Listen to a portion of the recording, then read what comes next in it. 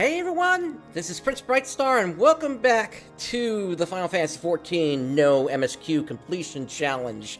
So, for those of you that know this game, there's a hint in the title of this episode for how we're going to finally get some new gear today. But before we can do that, we need to get ourselves at least to level 44. So let's go ahead and start with that here today. We have many fates that we can look at here.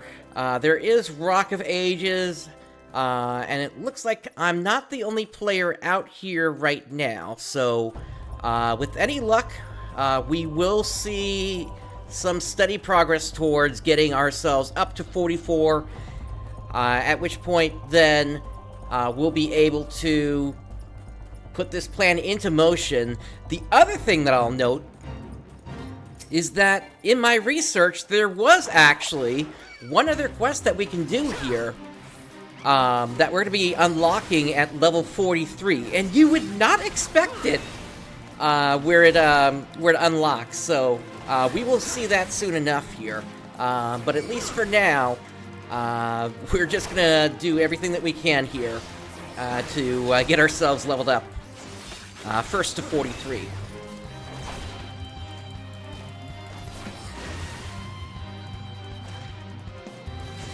Now, one reminder here, as I continue to level up here, ultimately the goal is to hit level 50 here on Gladiator, and then after that point I'm going to be job changing over to... I'm probably going to start with Samurai, if I'm being honest, because ultimately I do have to complete all the quests that are completable. And if I remember correctly, there is a point where Samurai just simply is unable to complete its quest line. But I might be wrong. So, we'll see. But if that does come to pass, then at that point I would then switch over to Red Mage. And then, if that's not able to complete its quest line either, then I would just pick one of the two to finish getting up to level 60, at which point then we're looking at Gunbreaker, at 70 we're looking at Reaper, and then at 80 we're looking at both Pictomancer and Viper.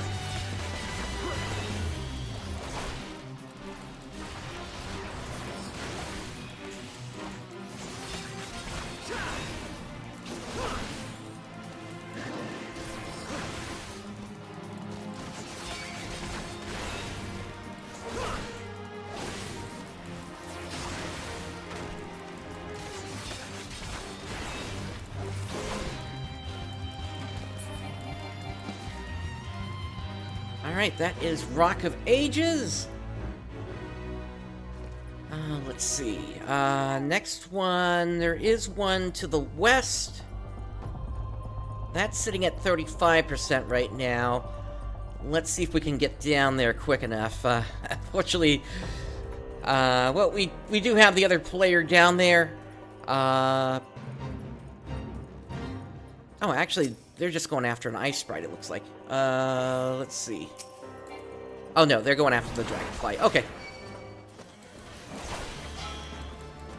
Let me grab what I can here. Ah, drats. I got one of the battlers as well.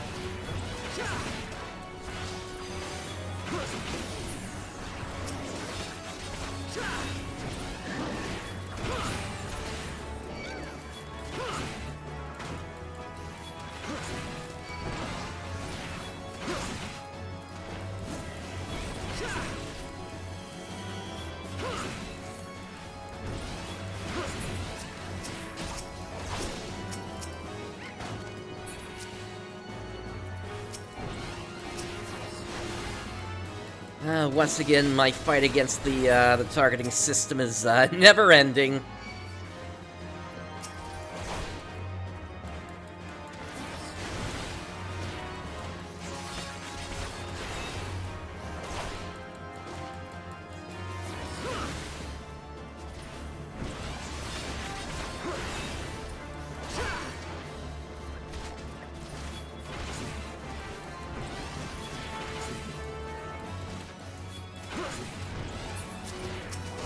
still, at least it's nice, all the progress we've made so far that we can actually finish Fates, compared to, what, last time, where, you know, I still couldn't finish Rock of Ages, during the early parts of it.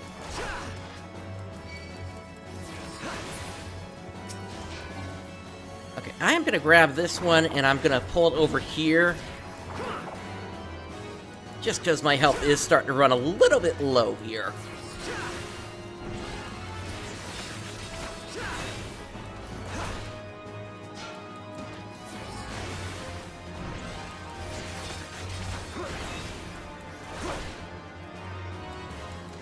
I also could be using some food during this. Let's go for some... Well, okay, I guess the fate's over, so let's figure out where we're going next first.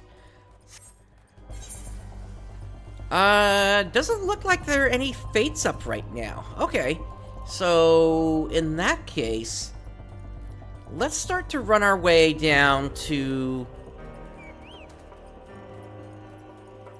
Really, I guess we'd want to head south.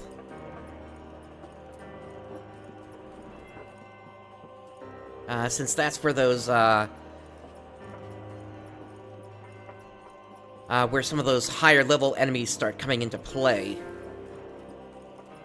Oh, and actually there is a fate that popped up down there. Not quite all the way down, but, halfway.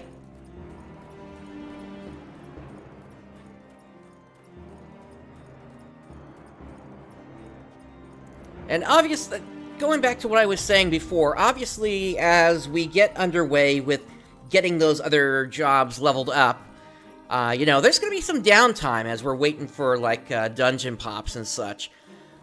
Especially on the DPS classes, where we might be waiting 15, 20, 25, maybe even 30 minutes for a dungeon pop. One of the things I'm thinking that might help with that is I might actually data center travel off of Dynamis and go to maybe Crystal or Aether for the remainder of the challenge at that point. And then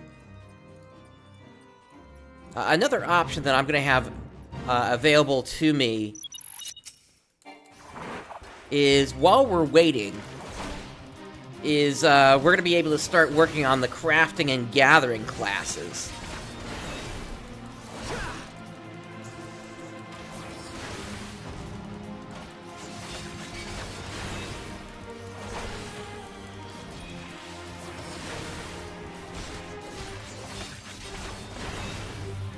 And let me tell you, what we're going to have to do for that, since we don't have access to leaves in this challenge, it's going to take us quite a while to get everything leveled up. And in fact, my ultimate plan here is going to be, we're going to start with either Carpenter or with Weaver.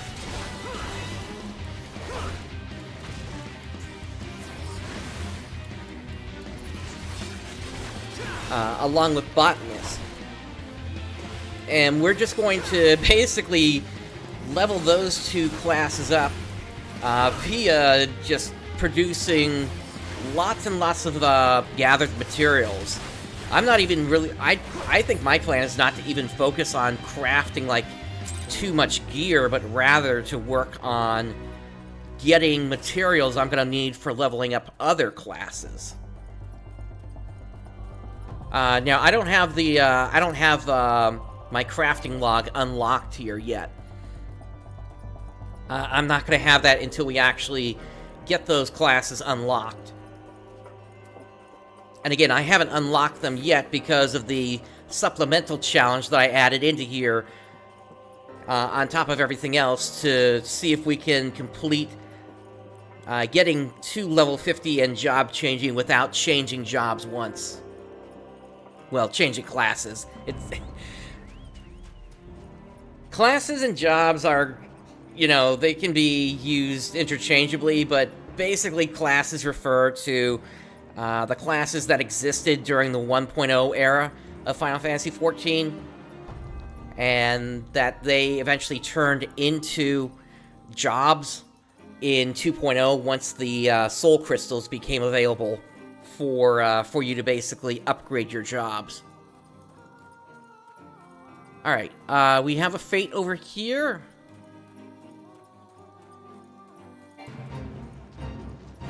I'm gonna put some mustard eggs on this time.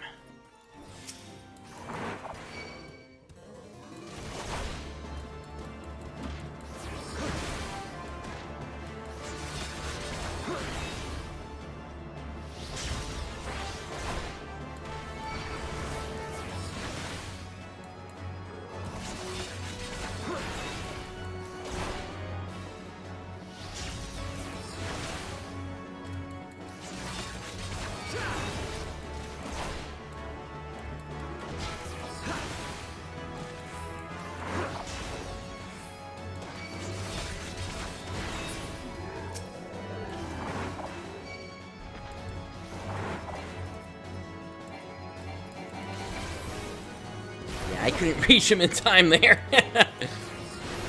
Alright, so we're paralyzed for a few moments.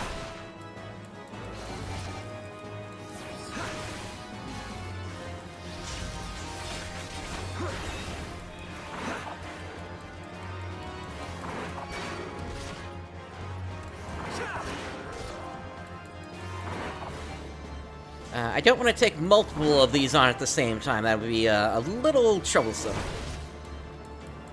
Given the level and gear difference. Speaking of, I need to make sure I'm keeping track of where my durability is on my gear.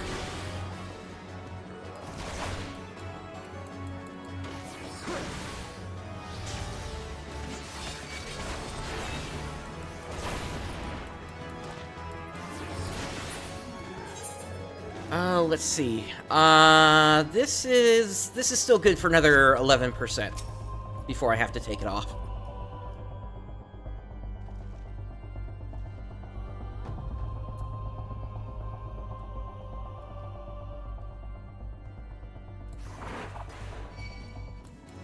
All right, on to the next.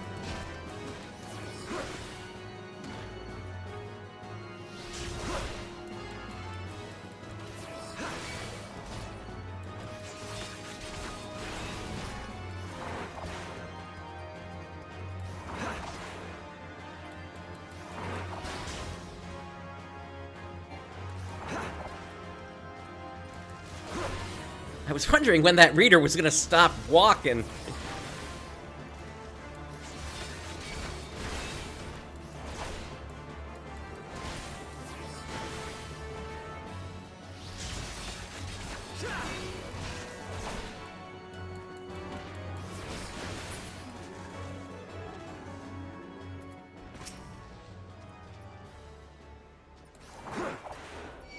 And of course, as a reminder, the nice thing about this particular fate is it also activates the chain experience. Because these enemies are 2 levels above us. It technically works with even when they're just 1 level above as well. And even when you're the same level. So it's not that much of a boost, but it's still useful. Especially since, like I said before, we're trying to get up to 44 here today.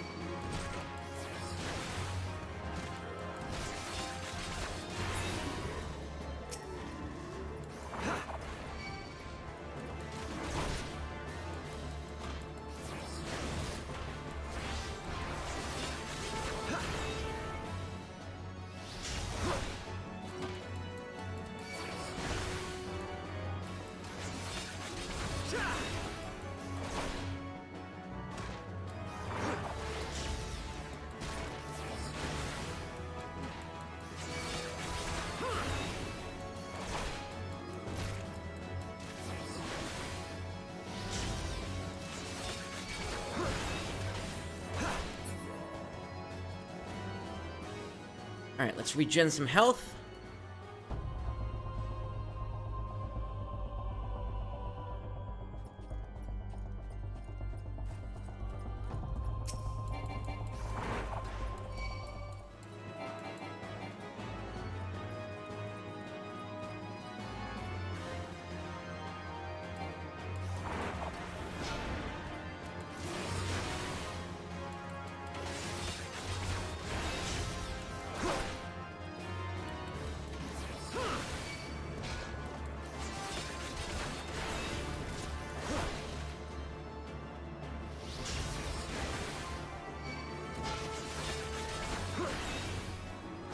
wondering if it might make sense for me to stay out of combat with these readers, given that this one tried to paralyze me. I wonder if it's just them that do that.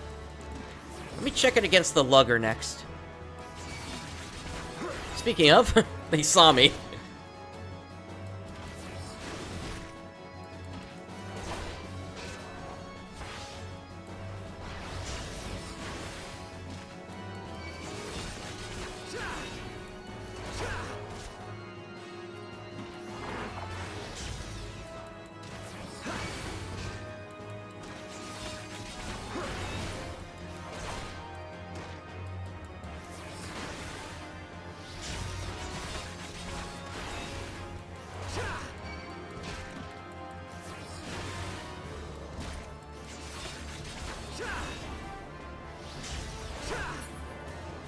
Yeah, the lugger did not try to paralyze me at all there, so...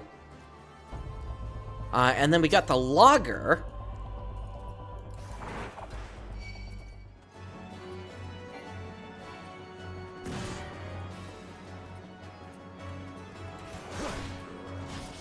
They try to hit me at range. So not quite the same.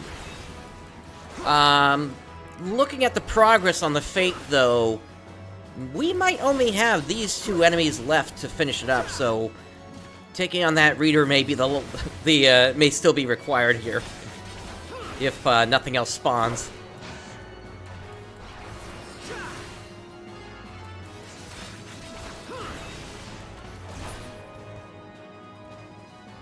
Alright, let's take a moment, regen some health. Alright, let's go for it. And my plan here right now is actually to, I guess, outrange that, since that seems to work.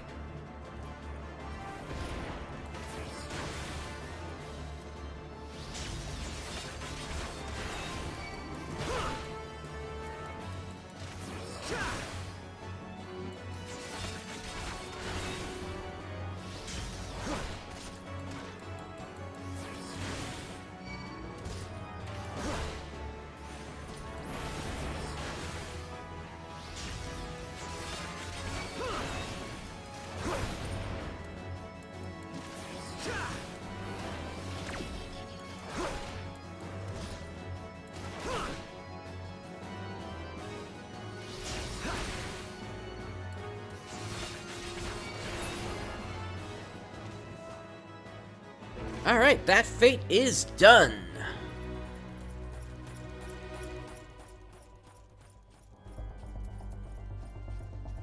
Alright, so with that, we now need to make our way up north.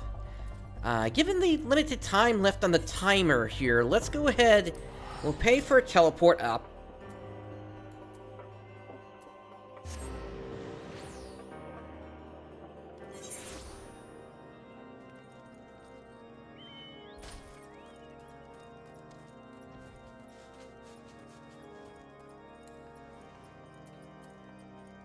I don't know if we'll be able to get to Bellyful in time, so I'm thinking let's head up to the water collection one instead.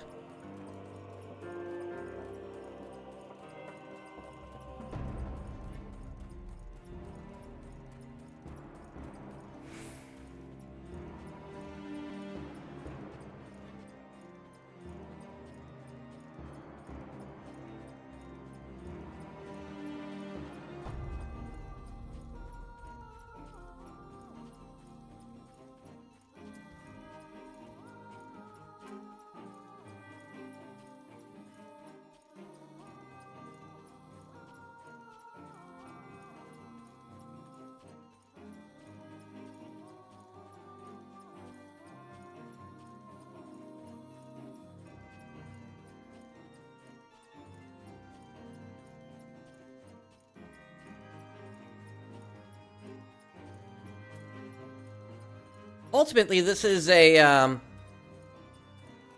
this area that we're going to here, if you haven't been here before,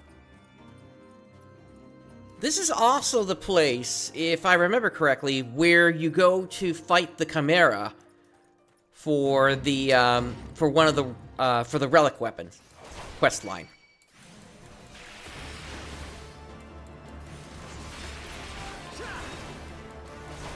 And it's one of the early steps, too, as part of the process. It's not like you're getting to, like, the Zeta step or something like that.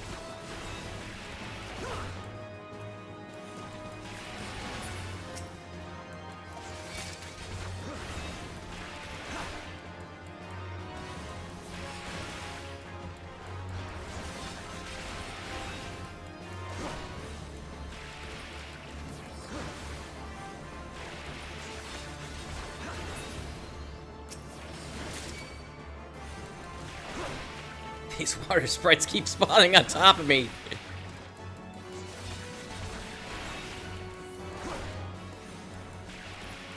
At least I don't have to worry about my health here. That's not really going down.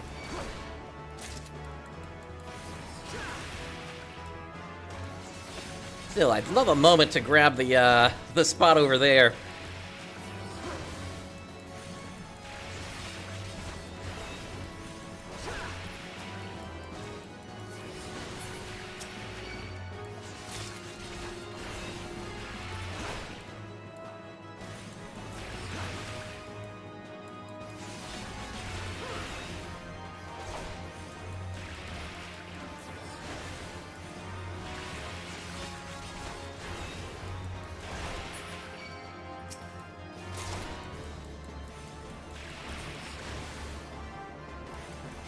It kind of also matters what direction they're facing when they spawn in.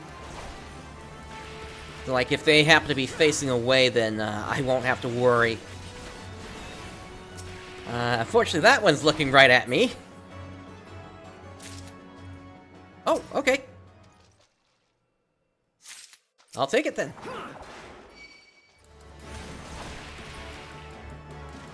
Right, how much of this am I at this point? I'm at 9, so... Let me see what else is on the map. Still nothing else.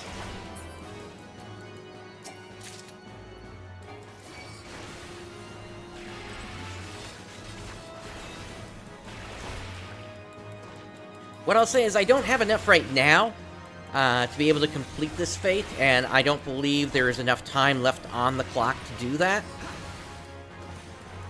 But I should at least be able to get gold credit despite that.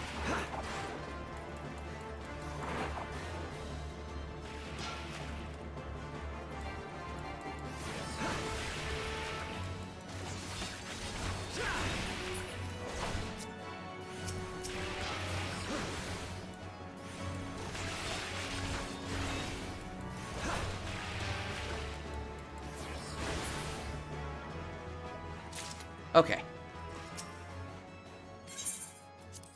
So here's 12 tiers for you. Yeah, just as I thought.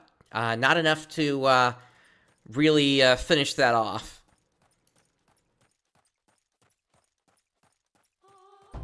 But at least I should be able to get most of the credit for that fate. Hello, Ogre.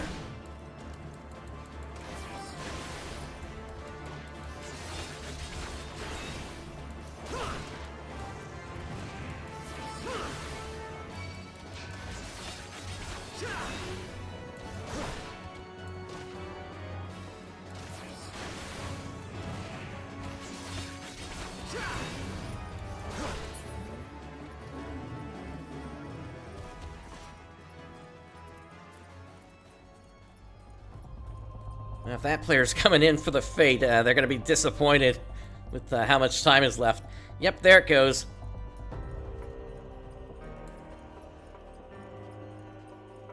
Alright, let's start to head back down to Camp Dragonhead.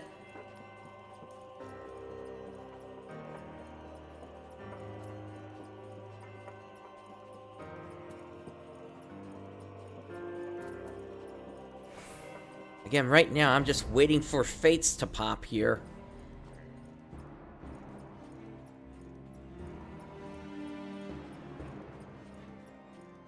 Okay, looks like Rock of Ages just popped, so we'll head over there. Oh, and then also Whiteout popped as well.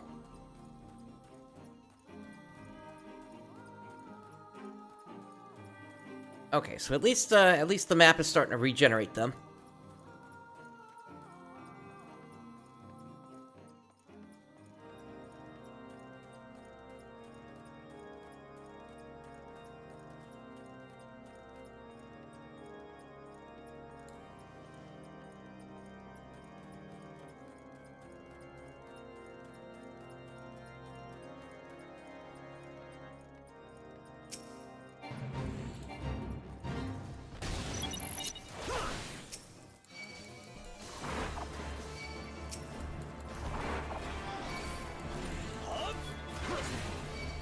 Lots of Gobu to fight, lots of mouths to avoid the sneezes from.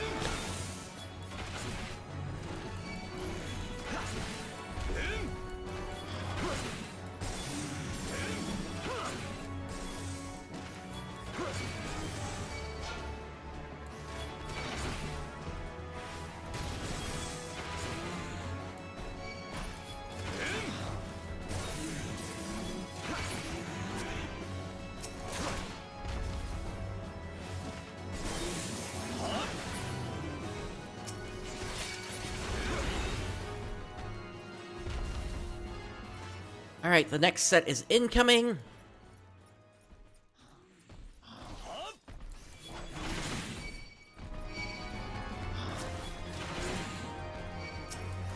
Will you stop running away, guard?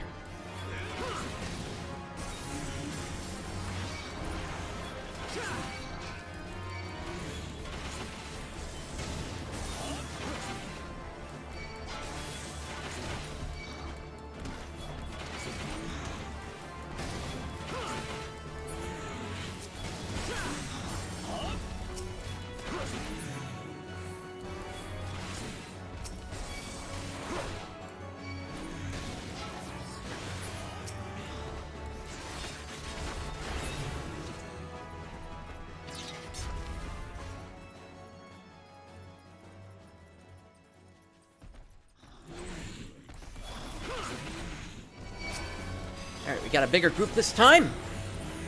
Let's slow them down. Also, I'm trying to avoid hitting that ice sprite.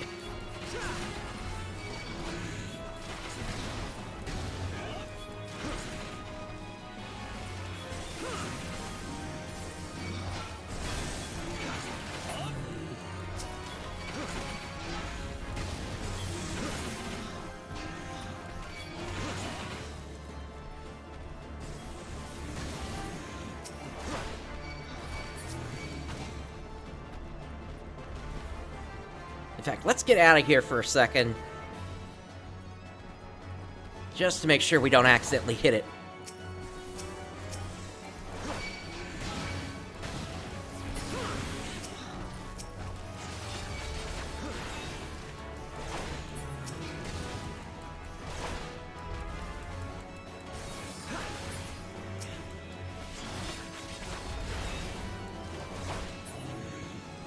Okay, I need to regenerate some health.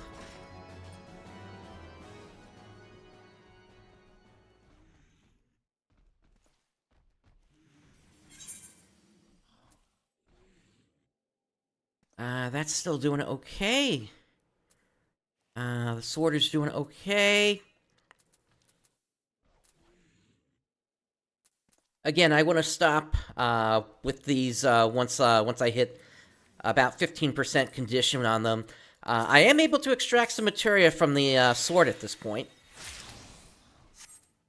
And that gave me a Savage Might materia 1. Okay.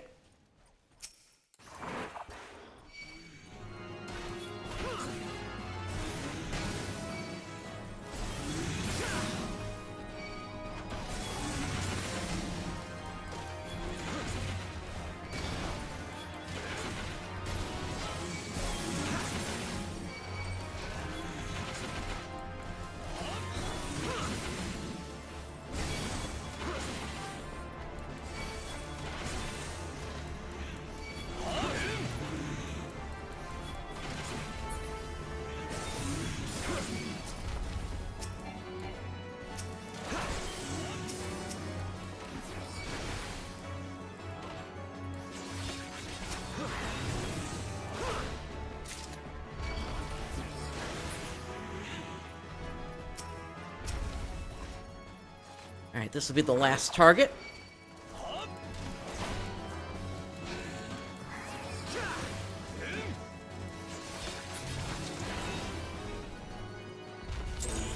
Alright, that fate is done.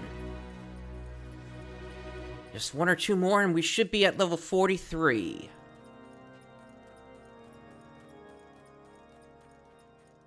So let's hit up Rock of Ages now.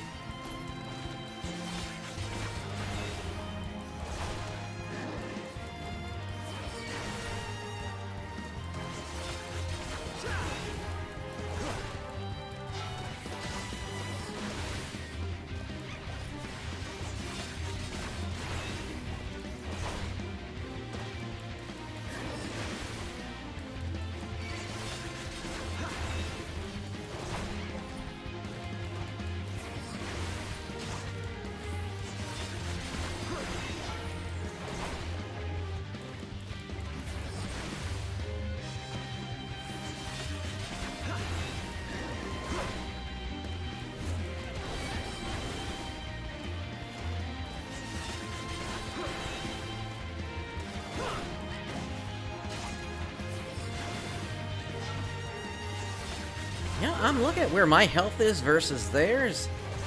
It might have been that other player helping out that was able to get me to get it taken down. 'Cause right now it's looking like I may not have enough health to finish this. I could pop a high potion, but that's not really going to do a whole lot for me here in the end.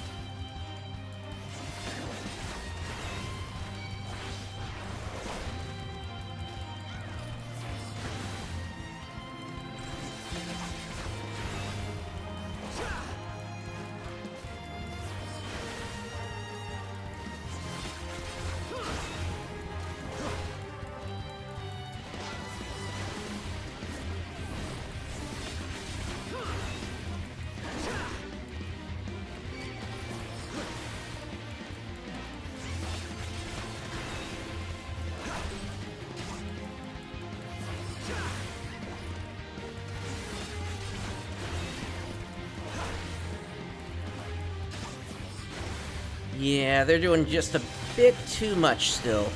Alright. Let's get out of here then.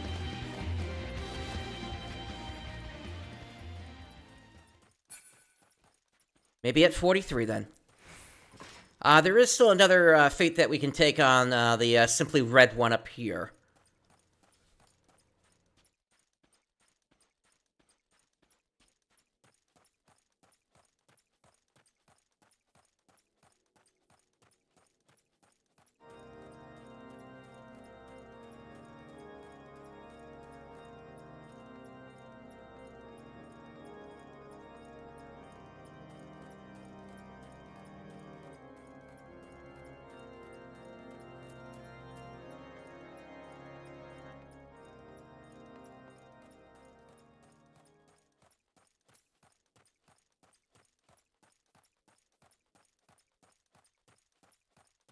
Unfortunately, a whole bunch of fates have kind of stacked up in the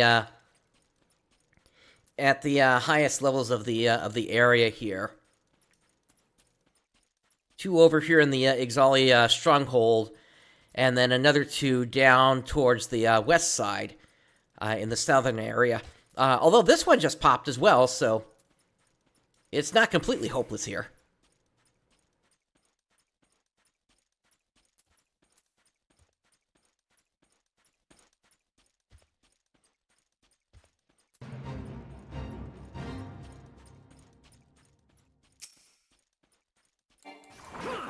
But this one here is one of those fates where we can really only fight one enemy at a time. We really can't AoE down here, just because only 2 spawn at a time.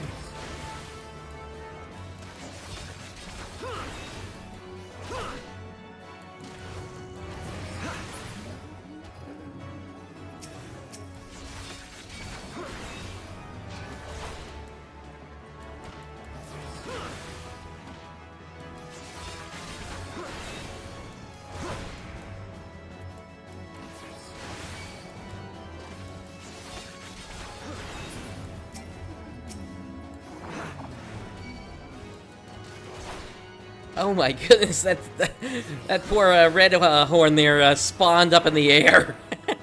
It just fell right down the cliff.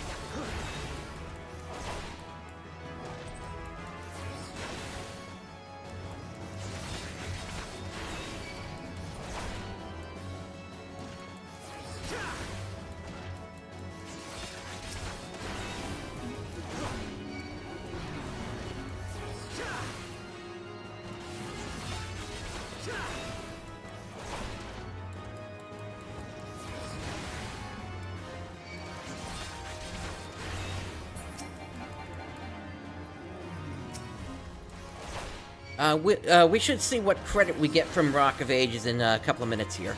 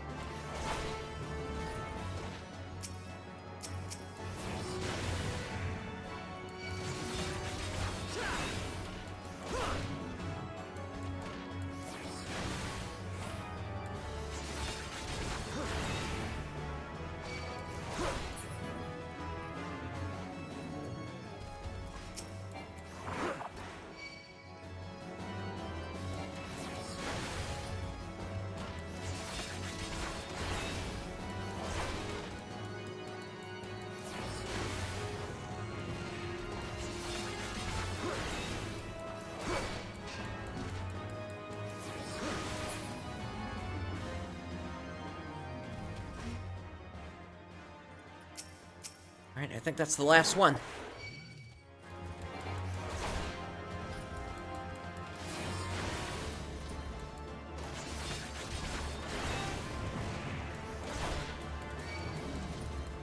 And I don't think we got any credit for Rock of Ages. I think we actually have to complete it without the enemy resetting. Oh well. Hey, that's level 43! Let's see. I don't want to waste the fact that we have a fade up right now, so we'll go ahead and head south. Oh, actually, that's another one that I'm not going to be able to complete right now. Okay, then in that case, let's make our way over to where that one level 43 quest is. And you'll never guess where it is. It's in the East Shroud. At least I'm hoping I have access to this. I do! Okay. So, oh, I never picked up the Chocobo Keep earlier.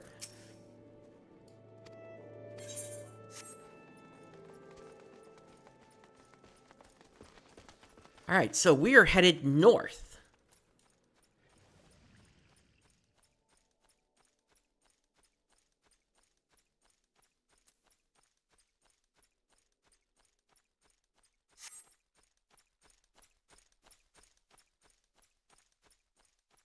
Of course, it is nighttime in Eorzea, so, yeah, we just have the quiet sounds of the evening, no music to help us here.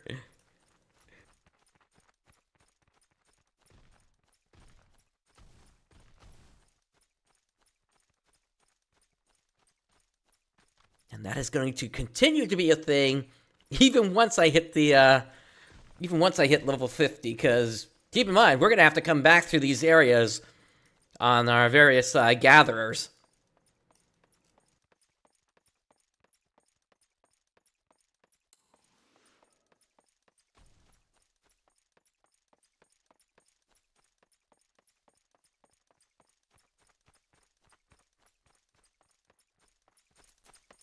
Okay, so over here we have a giant cathedral.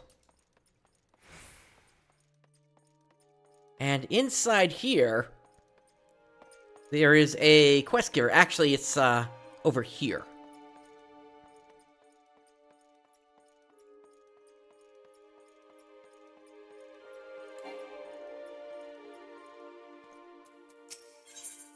So, Windy Wedding.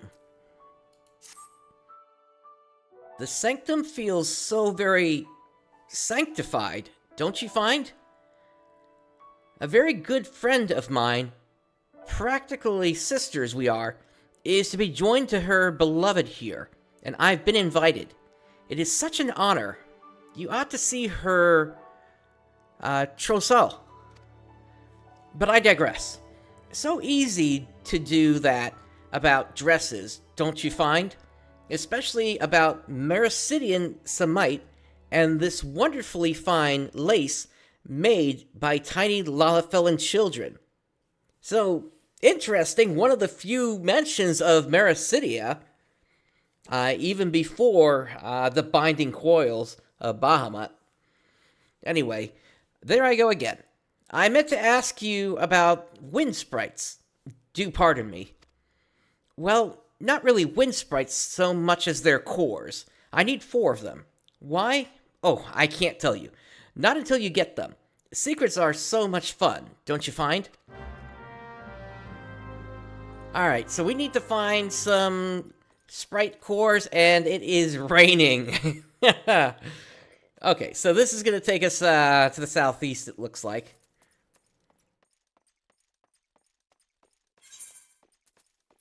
Not too far away.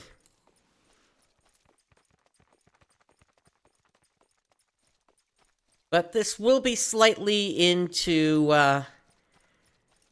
Sylph lands.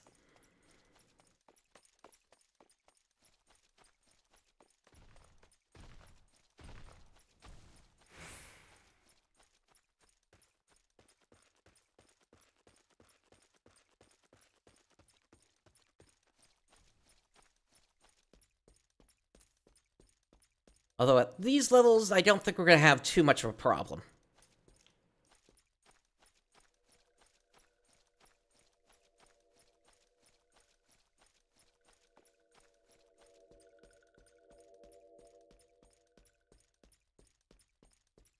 These levels, though, yeah, we might start having trouble. Let's see. I'm gonna pull you back to the bridge.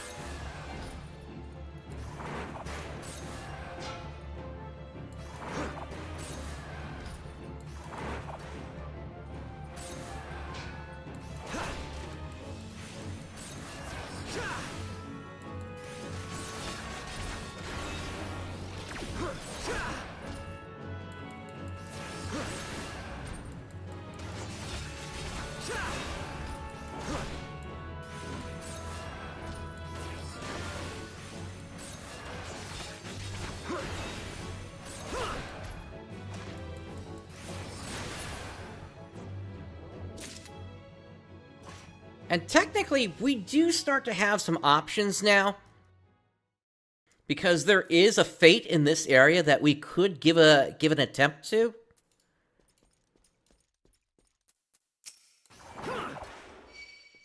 But for the moment, let's focus on these wind sprites.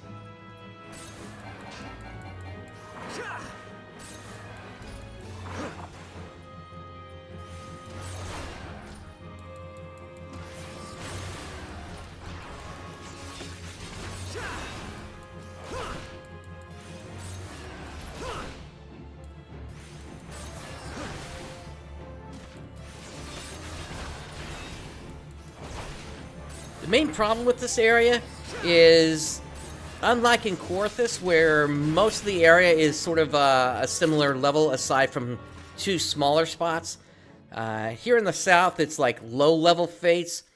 And then up in this area it's much higher for the fates, so it's just sort of like in this small area where we'd need a fate of the appropriate level to spawn. Makes it kind of hard to actually use fates as a leveling method in this area.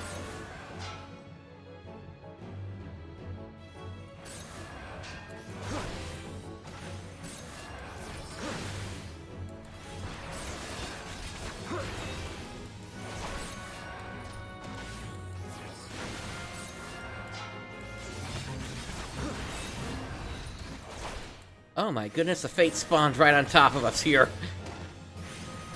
But it's a lower level fate, so I'm not that concerned.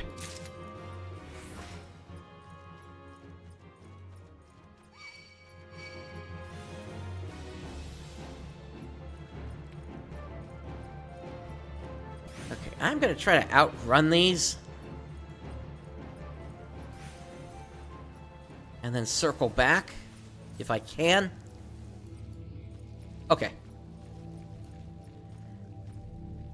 And unfortunately, the player there just took out the wind sprite I needed.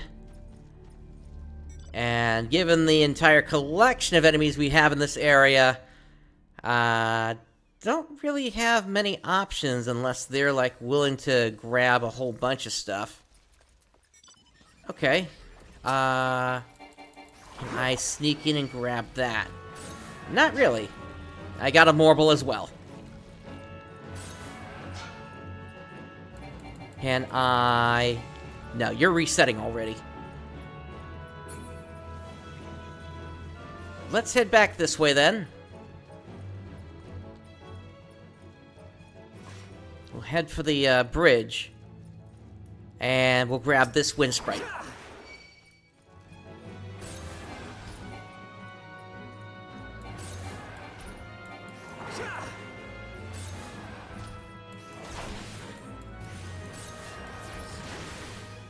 And again, keep in mind, my gear, it's, some of it is, not level appropriate here.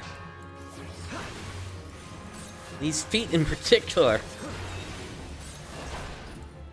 As well as, some of these, accessories as well.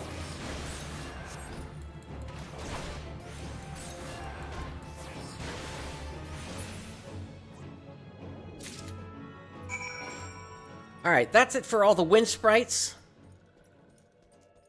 Let's make our way back over to the cathedral.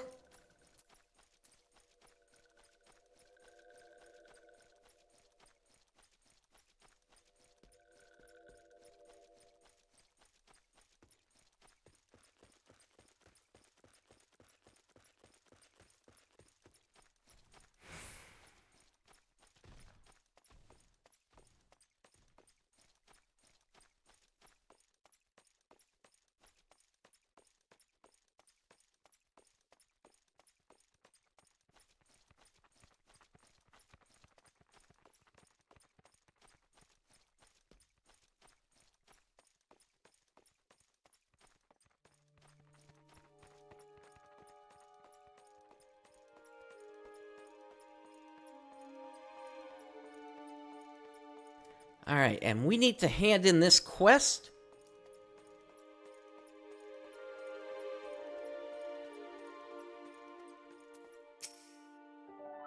You have the cores? Wonderful. Oh, this will be the social event of the season. So exciting. My friend and I are very close. Practically sisters, you know. Alright, so Wind Sprite Core. The wind generated by these lighter-than-air cores have the force to send a man's hat sailing over 5 score yalms. Thank you ever so much. Shall I tell you my little secret? Well, since you've been so very helpful, I'm going to use these when it's time to throw the rose petals. It will be quite the flower storm, to be sure. 4 is too many? Are you sure? Oh, well, I suppose I should try it beforehand once, perhaps on my own estate. It is the social event of the season. Okay, so we have a couple of options here. We have High Ether, which does nothing, and then we have Mega Potion. And this is potentially going to be one of the key things that brings us success today here. So, we're going to go ahead and grab those.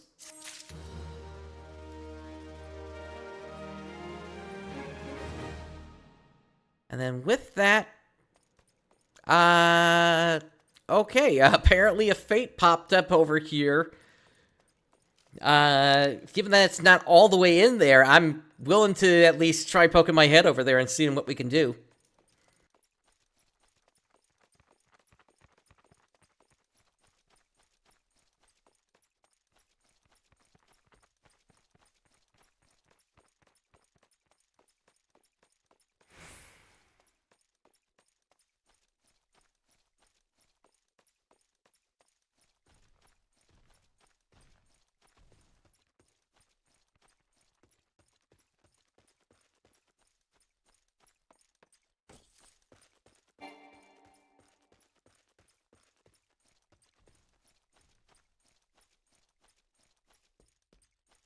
Hey there, Luna. Well, it's hard to beat the game, necessarily. I mean, I'm not going to be able to, like, get the game to roll credits or anything like that. But, at the very least, I should be able to make significant progress here. The goal for today is to hit level 44, which I'm 1 level off of. And then from there, the plan is then to basically see if I can make see if I can actually get some dungeon drops. Alright, so this is actually a boss fate, and given my current gear, I'm not going to be able to take that on. So, let's make our way back over to Korthus at this point.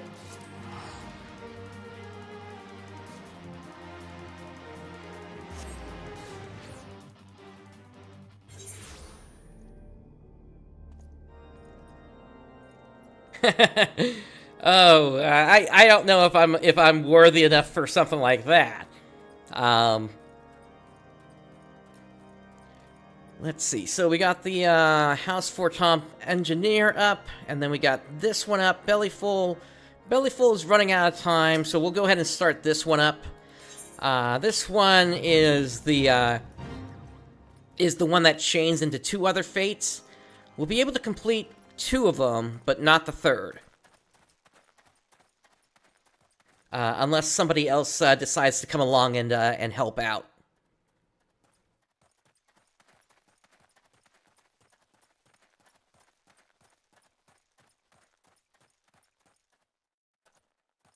And the experience needed is really starting to rise up here. Oh, hello. I guess we do have another player here.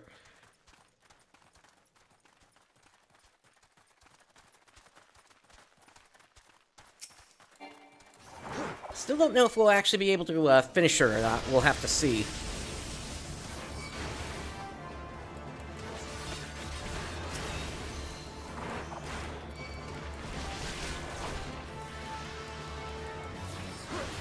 But at the very least, we'll be able to get 2 steps done. Oh, so I should grab some food. So, critical hit.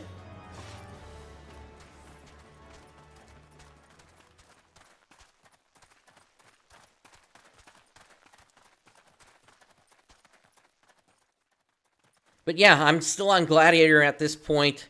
I cannot get my my Paladin Crystal because, hey, that's locked behind the MSQ.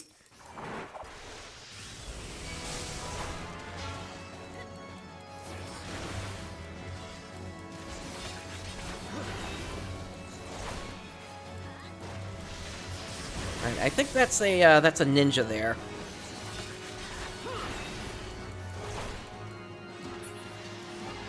So yeah, without a third player here for this fate, for the final fate, I don't see us having success.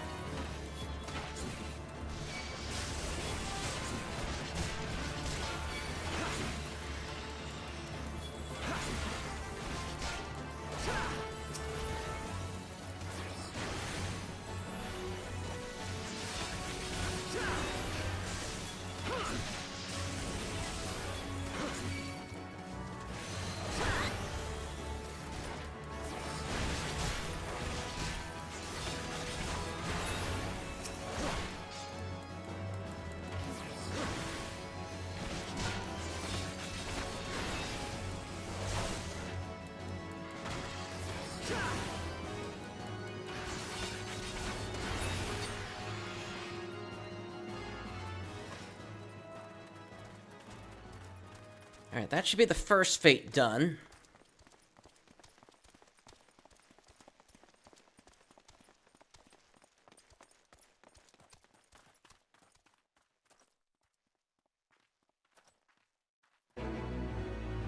Alright, and now the second one fires up.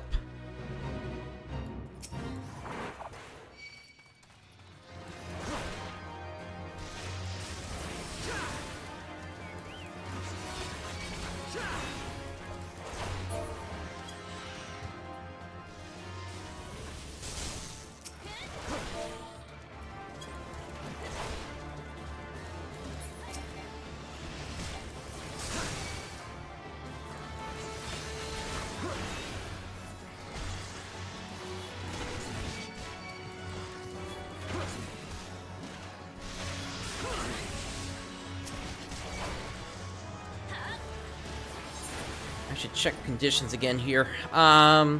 Neck is still good for a bit. Again, I can only take that down to about 15% before I gotta swap it out. And for those of you just tuning in, part of the reason why I can't just simply repair it is because part of this challenge is that I can't change classes. Or rather, as an additional challenge, I can't change classes until I hit 50. It's not a full requirement to beat the challenge, but it's just an additional one that I thought of on top of everything else.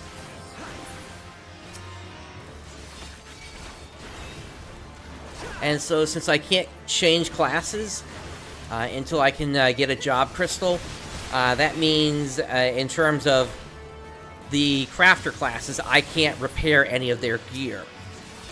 So, like, for instance, this piece, this armorer piece, I would be able to repair that, since I don't have access to armor in this challenge, since that's locked behind the MSQ in Lenosha. But the goldsmith stuff, yeah, I have access to that. So I have to basically swap out gear when it gets too low for its condition. And basically downgrade back to lower gear. The reason I'm stopping at 15% is because of what my plan is at level 44. And that plan is going to be kind of iffy. I'll be honest, when things get started, we may have to wait a few minutes before I can even do anything.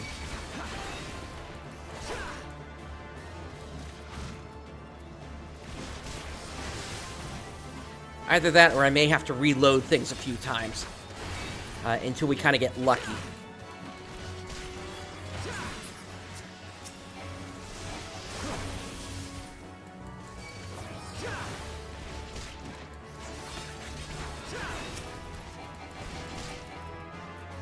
Oh, we have a sage here. That's a different story. A sage would be able to keep me healthy. Okay, then I think we're good for the, I think we're good for this.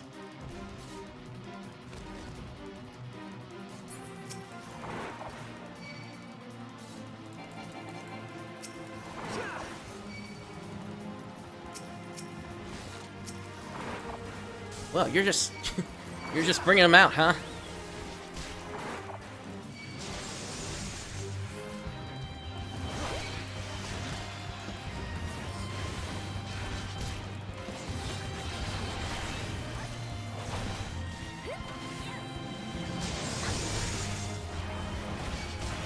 I gotta figure out how to turn off my, how to disable my numlock button. Probably a way to configure Windows to just ignore the key. But yeah, that sage is keeping me healthy, so we should be able to complete this no problem.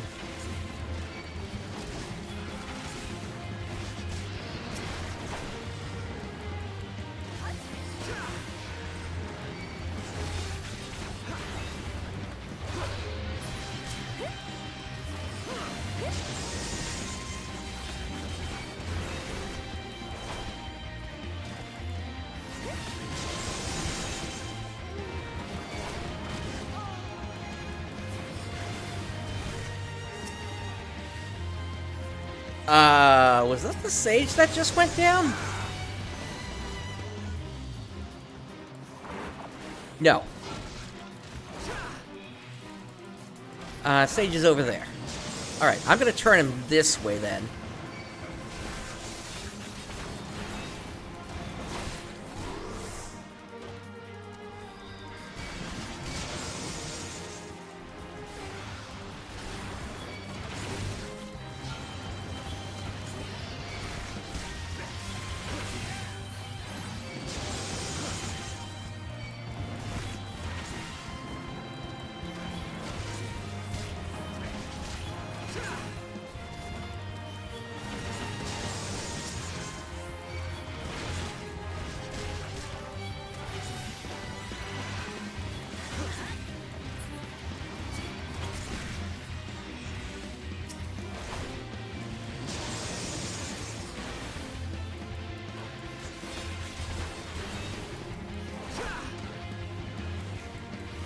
Now, at some point, I am expecting there to be respawns. In fact, they're starting to show up there.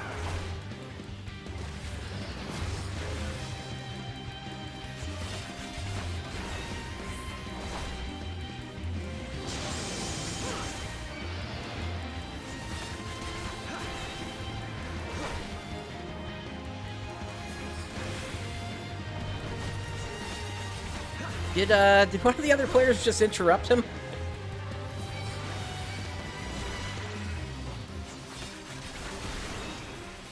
Yeah, I guess stun does work, doesn't it?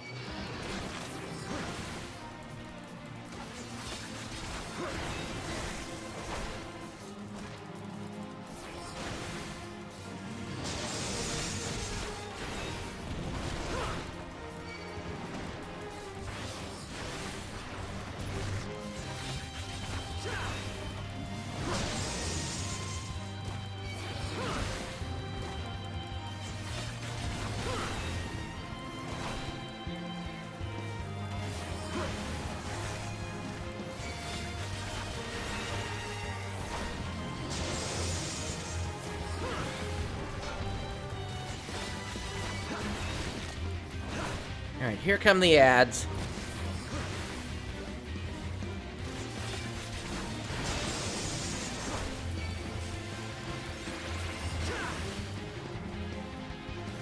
I'm hoping we can take down this big guy before trouble starts.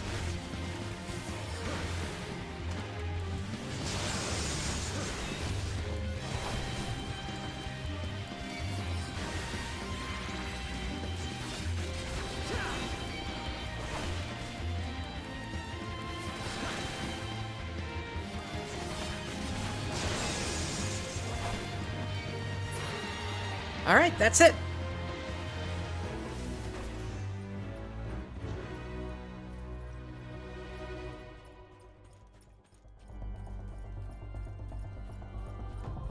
Yeah, so that fate is definitely worth it if I'm able to complete it. Just because it has one of the highest rates of experience available to me right now.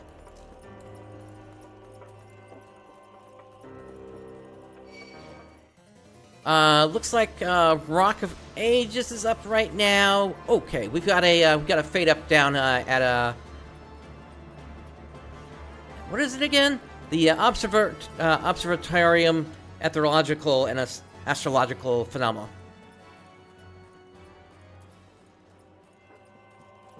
Nepu, no, please do not join in. As per the rules, I'm asking any viewers of this to please not help me.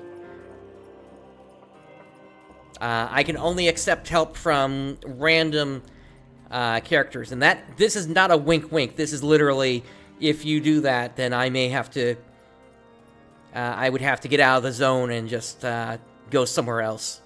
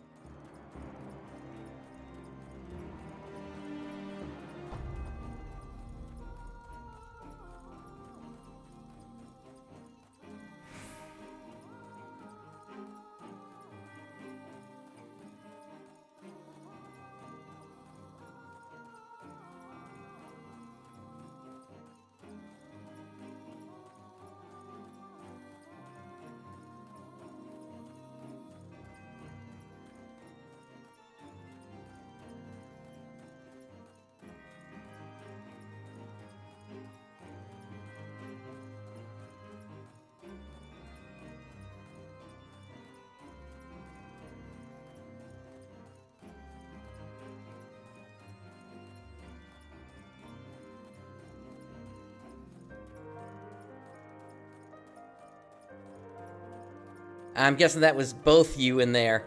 Alright, then for my own reference, give me a moment here. So what I'm gonna have to do then is, before I job change then, yeah, the problem is the experience was already awarded. So before I job change then, since I now need to keep track of this. Once I hit level 50, I need to go an additional 18,800 experience above that. Actually, technically, let's see. Yeah, here's the end of it. So 1, 2, 3, 4, 5. Yeah, I gotta add in the experience as well. 198 times 5. Okay, so that plus that. Okay, so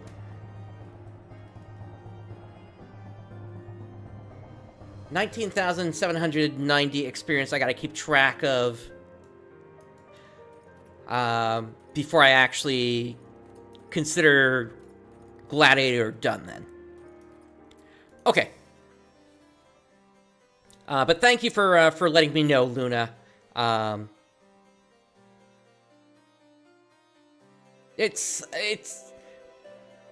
look, you didn't see it, and I'm glad you at least told me so that I can kind of correct this on the back side of it here. All right, so we have a fate ready.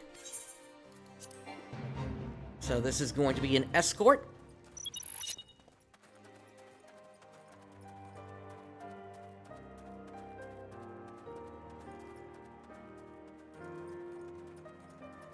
But yeah, it's partly the spirit of the challenge.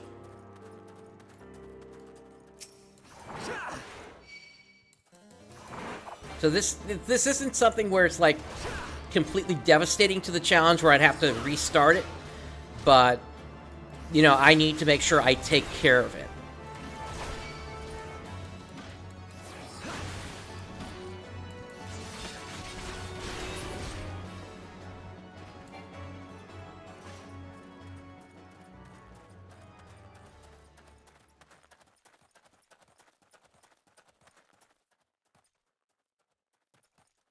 I appreciate the offer. But the spirit of the challenge is really seeing how far I can get without completing the MSQ. And as part of that, you know, working with what gear options are available. And, you know, if I was to party up or accept help from my viewers, then I could just stay in, like, level 1 gear and get myself up to level 50 without having any problems whatsoever.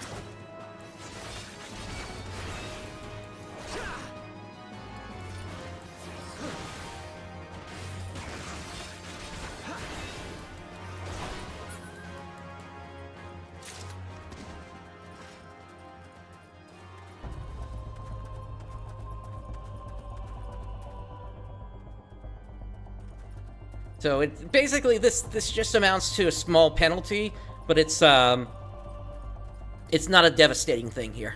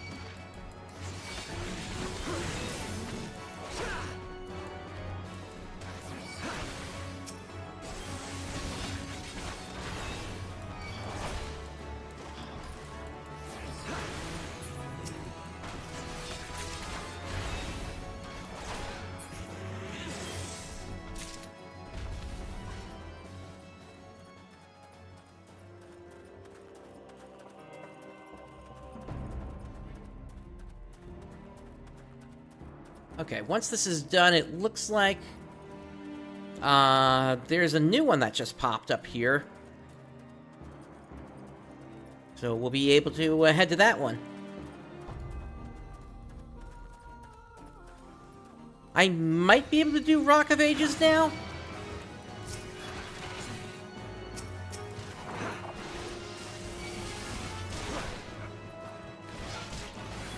It was so close last time, I don't know if it's actually possible.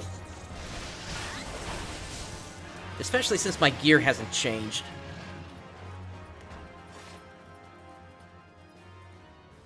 Alright, I should get the reward at this point here for that. Let's head up to the north here.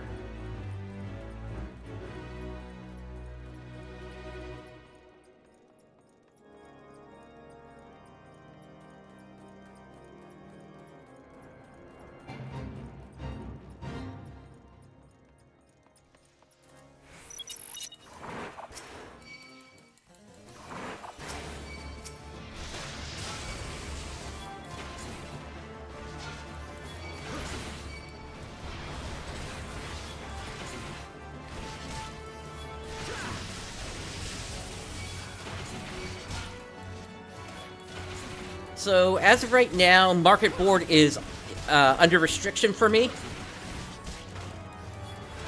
The 1.4 million... Actually, it's not 1.4 million. It's 1.067 million. But basically, that 1 million came from a reward that was given out to preferred worlds. If you create a character on it. Oh, my health is actually going down pretty fast here. Alright, I'm just going to single target these once they reset.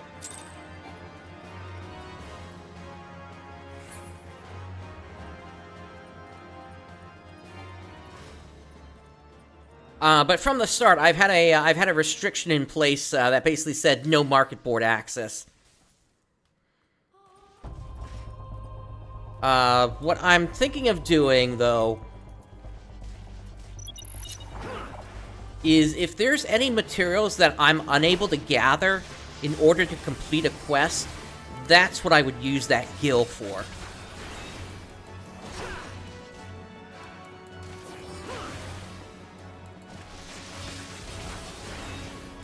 Specifically because I have no access to Lenosha.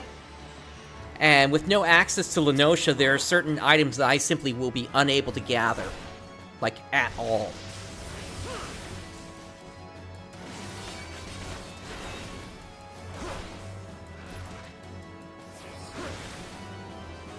Because ultimately, one of the restrictions I also have in place is if there's anything that I can craft must be crafted.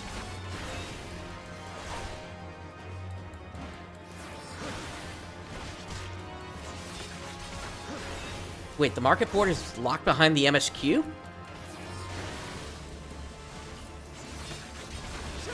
I didn't even realize that, if that's the case.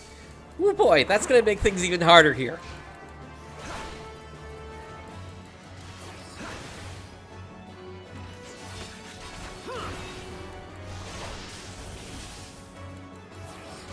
Wow, okay.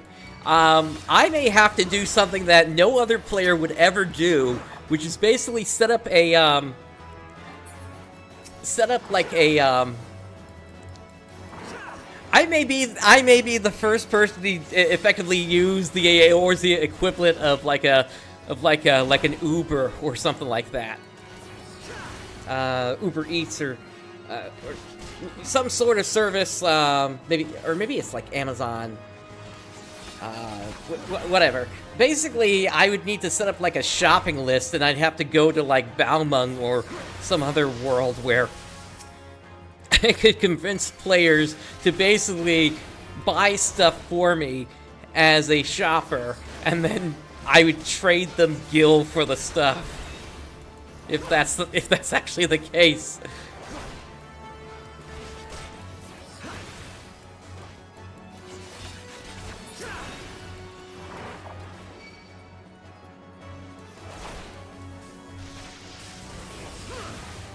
The thing is, I could go check it right now and just see if I have access, but I don't want to, because then that would give me, that would basically unlock the active help for the market board, and that's one of the things I'm sort of relying on to help prove that I never used the market board before.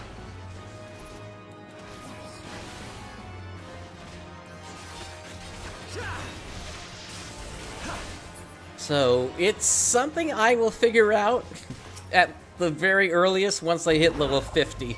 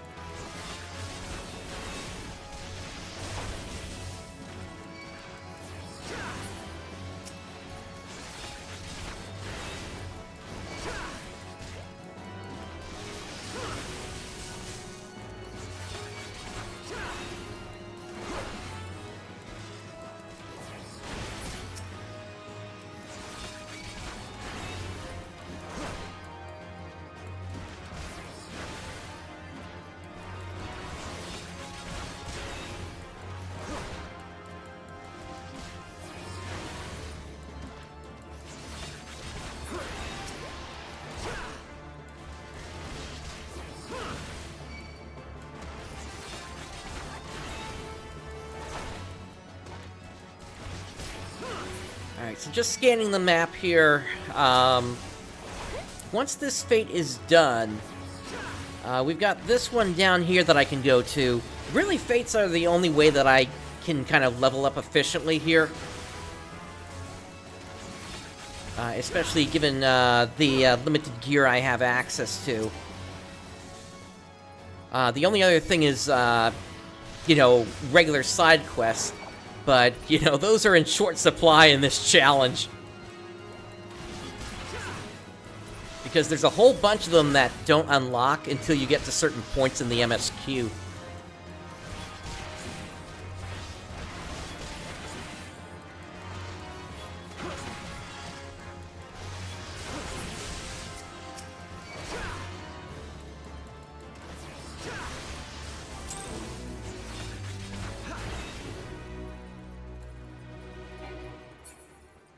And if you haven't noticed yet, another restriction I have in all this is because I don't have access to the MSQ, I don't have a chocobo. I'm walking everywhere.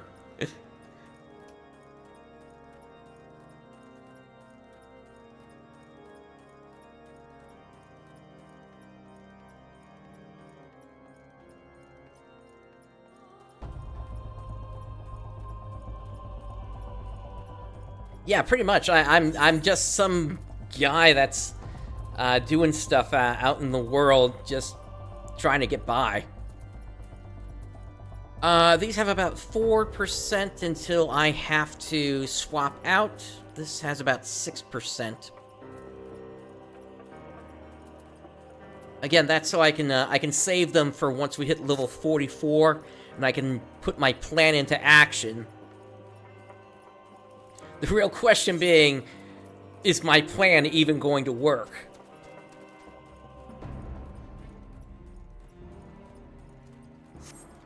And if you're looking at the title of this this stream here, you'll have an idea of what I've got planned.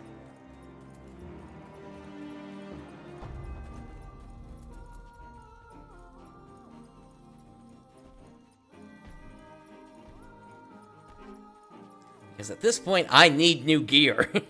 That's for certain. These, I don't think I can replace the boots, but other stuff I should be able to get an upgrade on.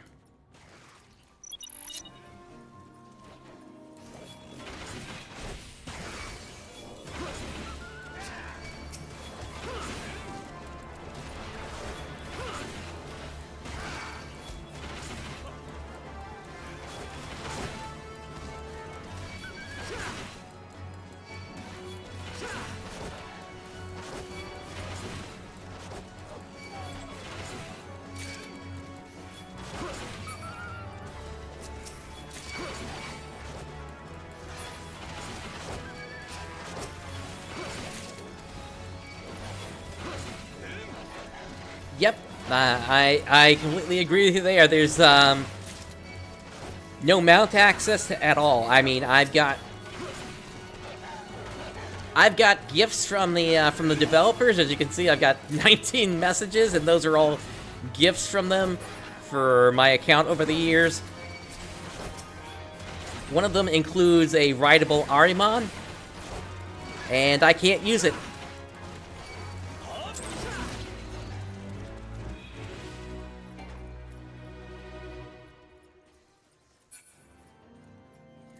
Okay, only fate up now that I can get to reasonably is the water collection one.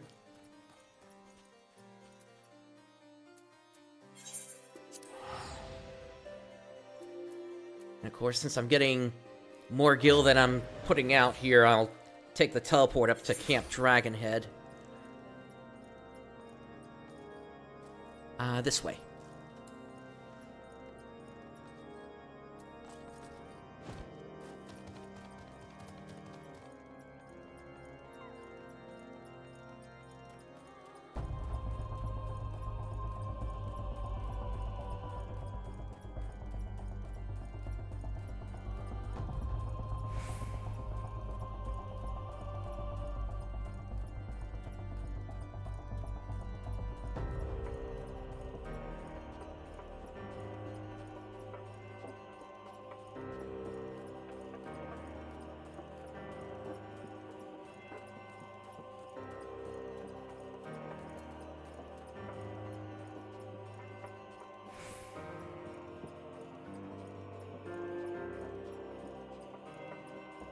Yeah, back to the Relic Chimera spot.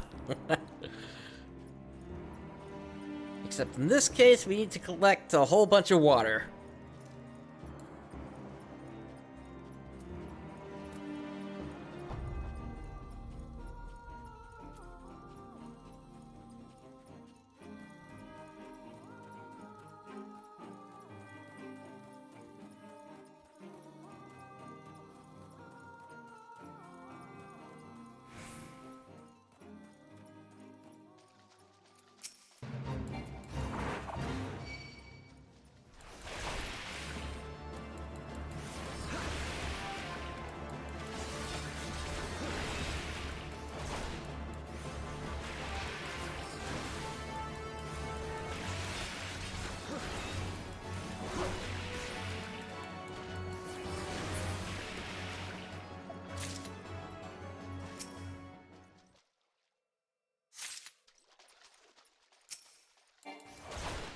And of course, this is also nice for collecting water crystals, which I'm going to need once I'm able to start crafting.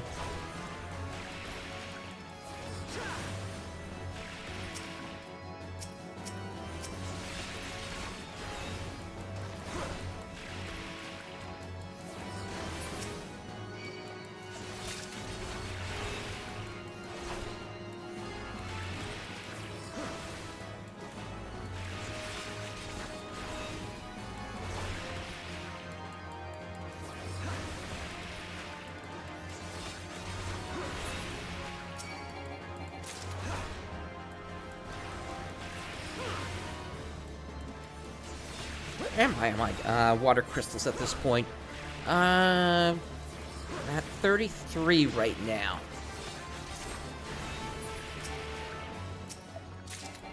Obviously, once I start mining, those will come in a lot faster.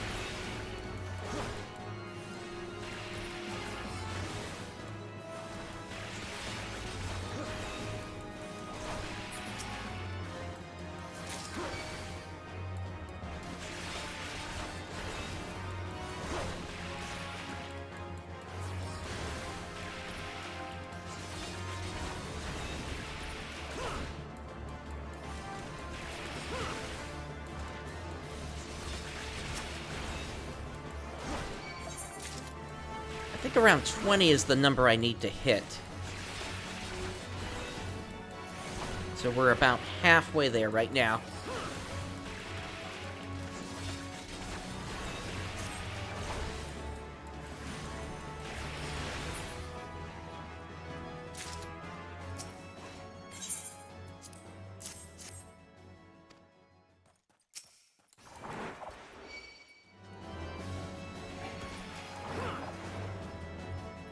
There is that spot in the back there. Maybe I can get over to there at some point.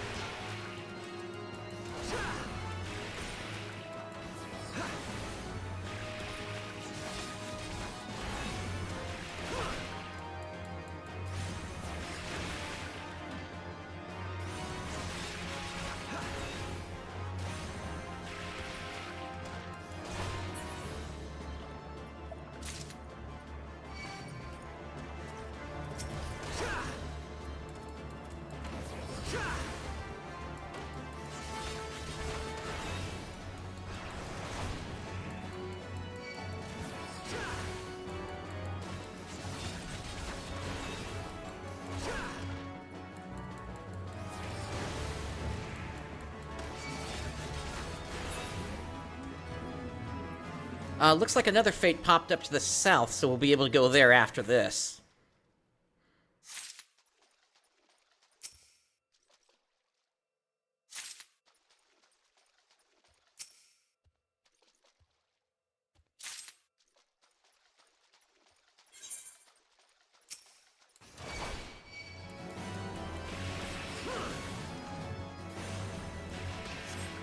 You know what? I didn't want to grab another of the ogres there, so let's reset them.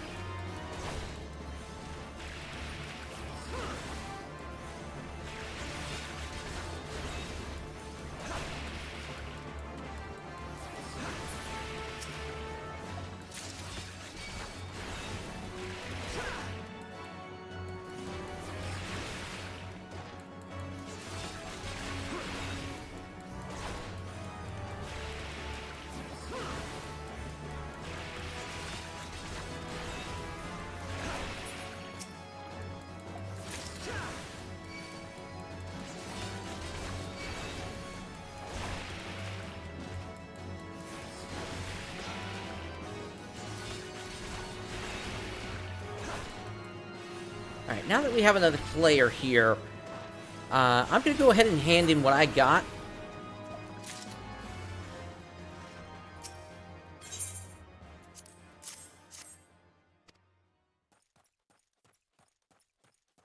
And yeah, that's what I thought was going to happen. What they had collected was already going to be enough to push it over. So now I'll get the experience in about 45 seconds from now.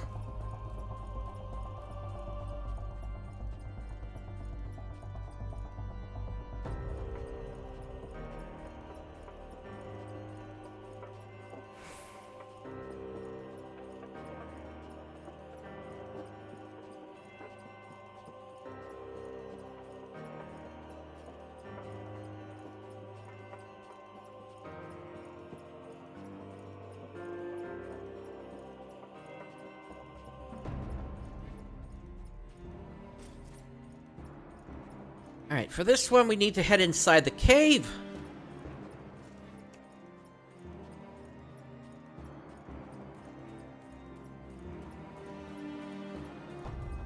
There we go, 9,400 experience from that.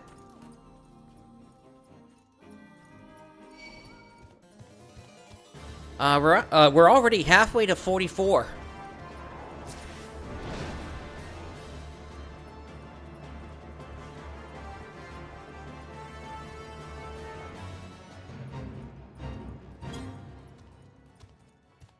Alright, Gargamel.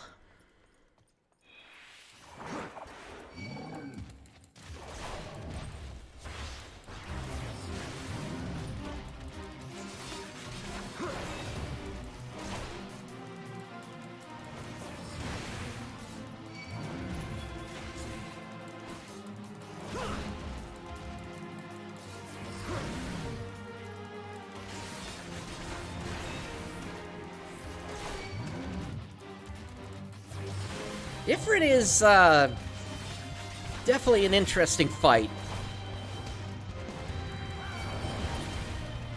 I don't know if you've ever done like the extreme version, but it used to not be as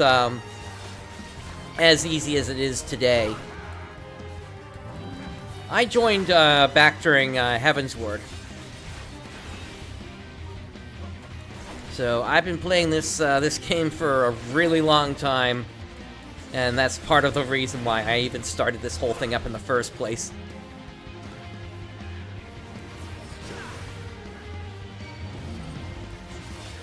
Because when I joined in, I basically rushed through all the ARR content, aside from like one quest series I needed to do, because at the time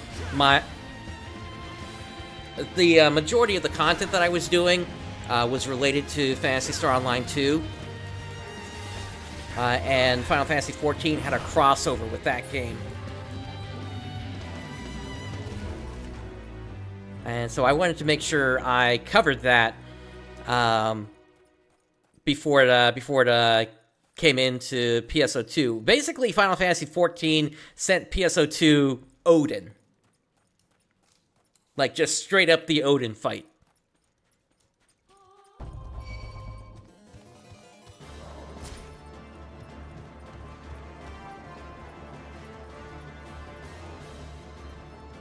And for whatever reason, Final Fantasy XIV has never gotten anything from PSO2 in return.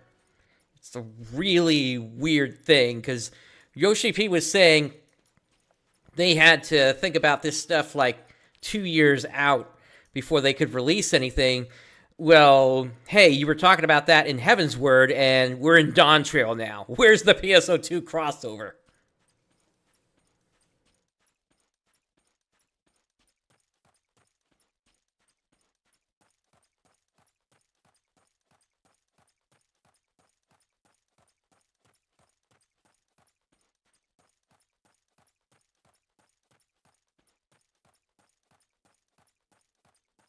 I think I want to take on the Croc one down here, and then we'll come back up for the ogres.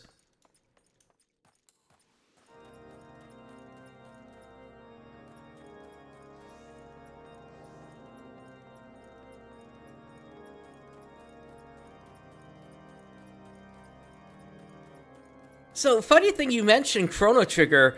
Well, let me ask you this, Luna. How far into... Well, you were playing Sage earlier. I didn't see you. Are you, like, max level?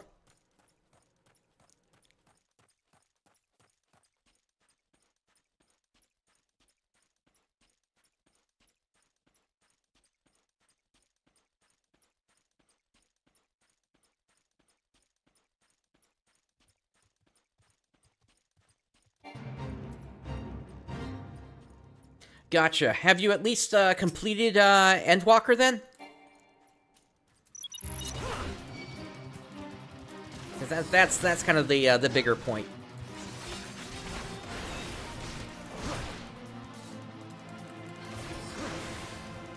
Okay, so the first thought I had when I saw Elpis was basically 1200,000 BC. The mystical kingdom in the sky.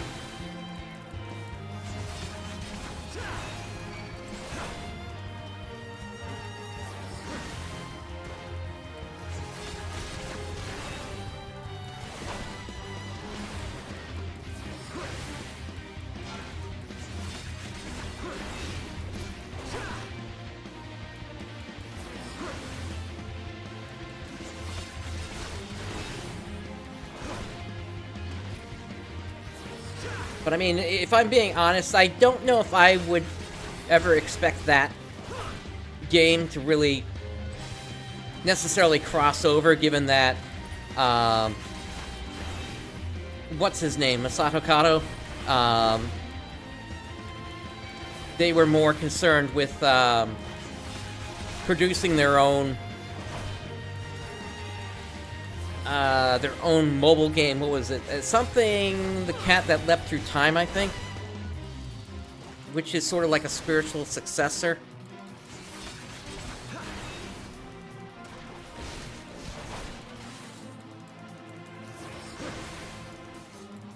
And then you've got other independent games that are also sort of like spiritual successors, like... Oh dear, this thing is actually going to take me out. Let me get out of here. Yeah, so this is... That's a shame. Yeah, so... This isn't the highest gear I've got. I've actually had to take off other pieces of gear here because of the condition. And in fact, I think it's time for me to take off the Mithril Gorget here. And slap back on the, this thing.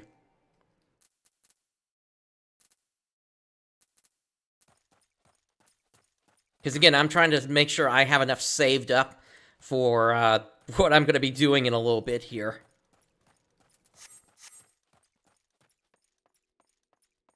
Unfortunately, those downgrades are kind of taking their toll on, my stats.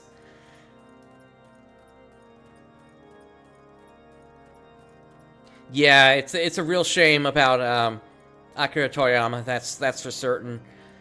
But not all hope is lost. There is like there's the new Threads of Time I've heard about, which is supposed to be very Chrono Trigger like, supposedly. And I'm kind of curious why this hasn't been brought into 14 yet, but apparently the Final Fantasy Dimensions series, the second one, is apparently the remainders. Now, I haven't actually played this myself, so I don't know if this is for real or not. Supposedly, that's the leftovers of Chrono Break. And then another game that's sort of Chrono Trigger-like, but doesn't really have dual text or anything like that, is Cosmic Star Heroine.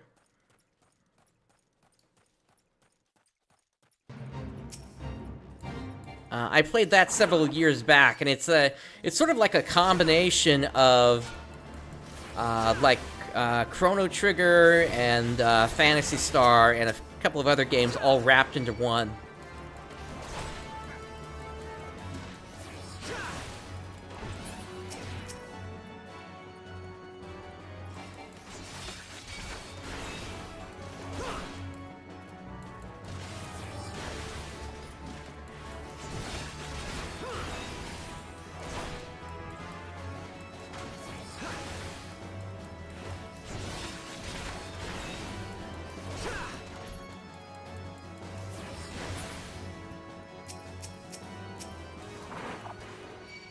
It's not a time travel adventure, but it's instead it's got a storyline and a lot of like little references. Like at some point, you go to a place that basically looks like the Millennial Fair. Just kind of what it would look like if it was like in a sort of like a cyberpunk setting.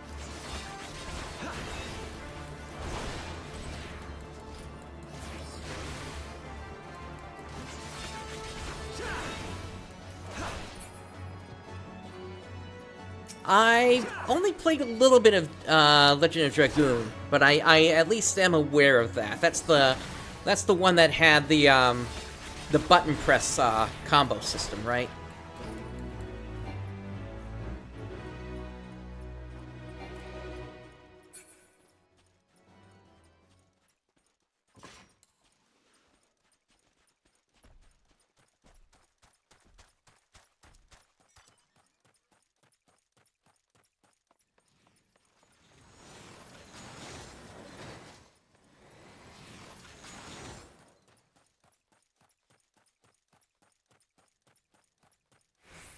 Looks like the only one that's on the map right now for me to do is to go back to that Croc one. Unfortunately, that's going to go and disappear in about 3 minutes, so... But yeah, Legend of Dragoon... Main problem with that is that property is owned by Sony, if I remember correctly. So it might be difficult to make that happen, especially since that's a game that never really got like a re-release or a sequel or anything like that. Okay. Another fate did pop up. This is the one where we need to protect the soldier.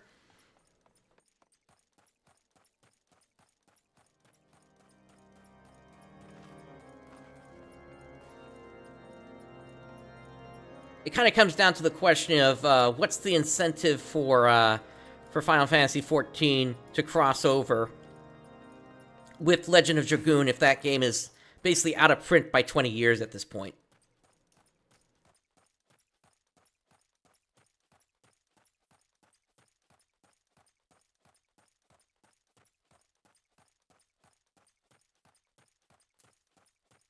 Might be abandonware, but still, Sony has the IP rights.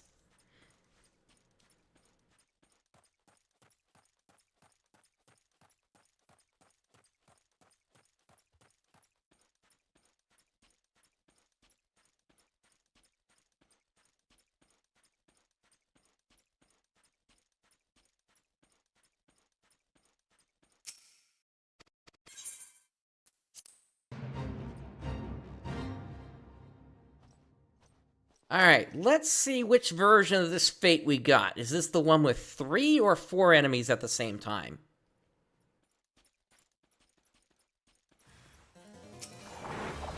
That's one.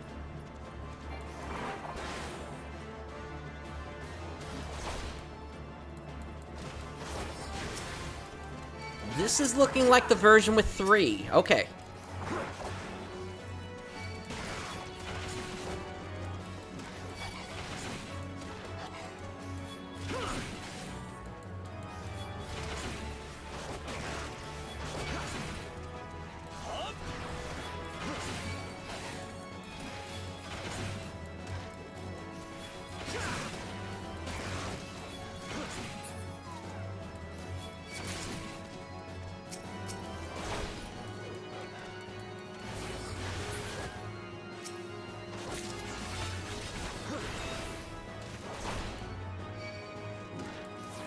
Yeah, and we'll see if anything ever comes of it again.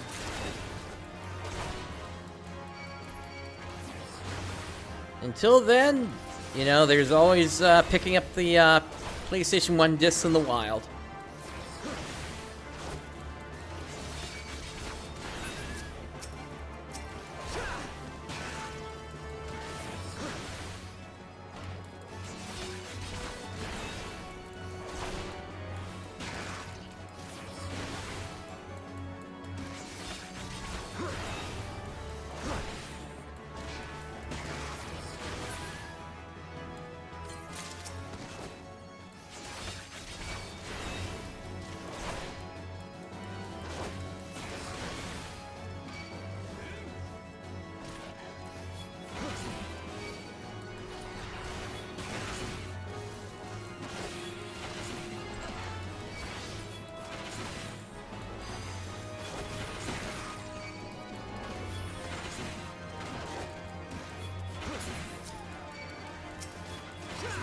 Ice Sprite, you do not want to come over here.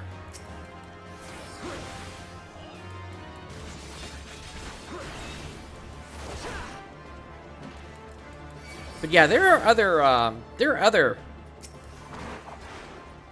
games as well that I'm surprised never got a re-release, like Ark the Lad. Now, that's also kind of a special case, given that Ark the Lad was in the West picked up by Working Designs.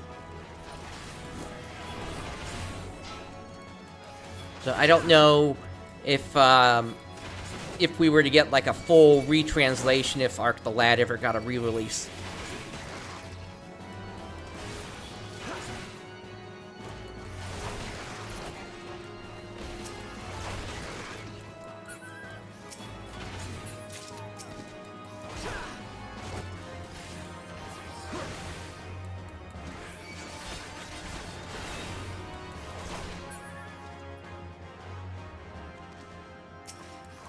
Okay, one more should do it.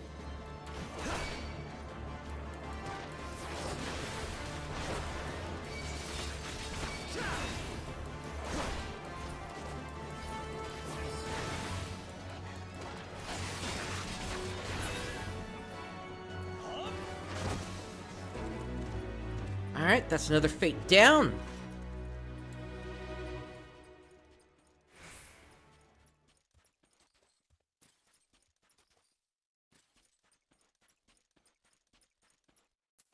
And we got an... Oh, actually, that one's almost done already. The ayes have it is one that cannot be completed. Alright, so then in that case, I'm going to start marching to the west. Whoops. Keep forgetting that gap is there.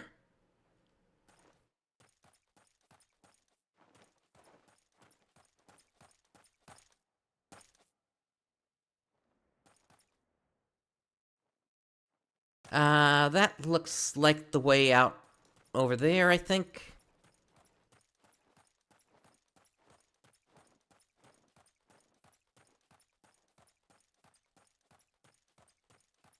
Nepu, my playtime currently is 1 day and 32 minutes.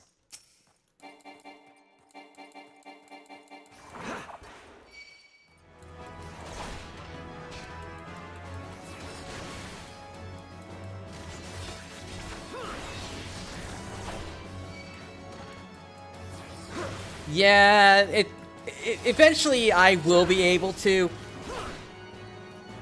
Once I'm able to change class, because that will then unlock roulettes for me.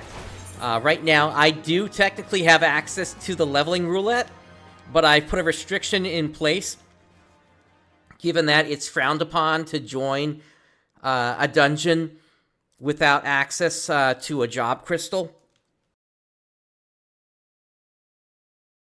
So that's not happening until level 50.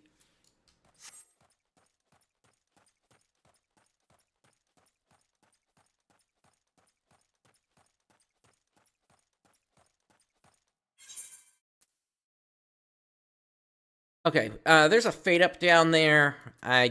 It's going to take me a while to get out of here, so I'll just take the teleport. I'm trying to be stingy with my guild here.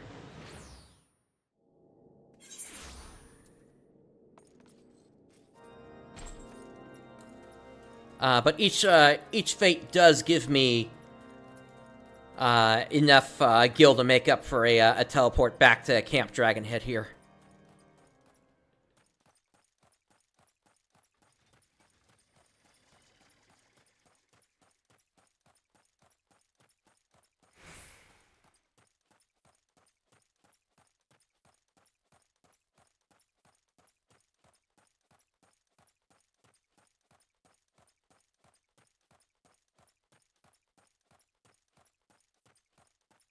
Oh, and for reference, since we got new viewers here, this is what my my list of dungeons looks like currently.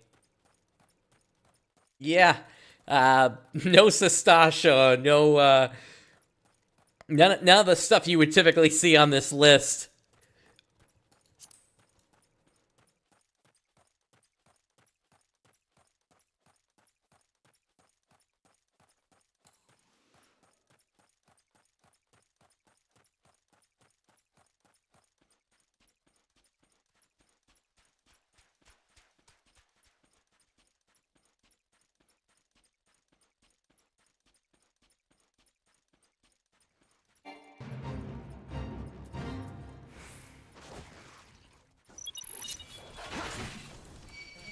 That's a shame. It looks like I'm just missing the end of this here. Or just catching the end, rather. I threw my tank stance on just because that may help me to get at least a little bit more credit here, but it's not going to be much that I get.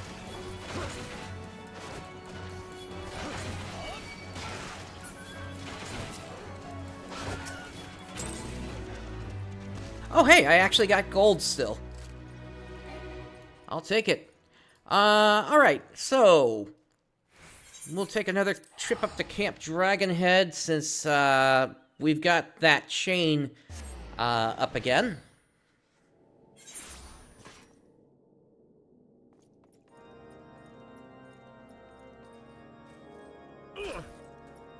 I don't think it's going to be necessarily enough to get me to level 44, but it should get me close.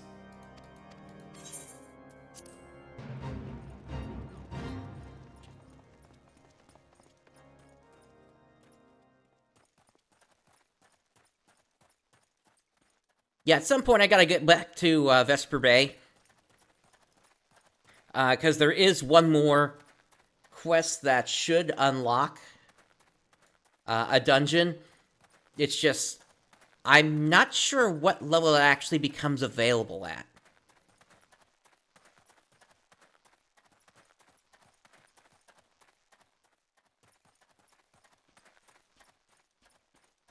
I know it's technically a level 47 quest, but I think those quests in particular, where it's unlocking something, also lets you finish the quest earlier than like level 47 in that case. So it might be available to me like as early as maybe 44.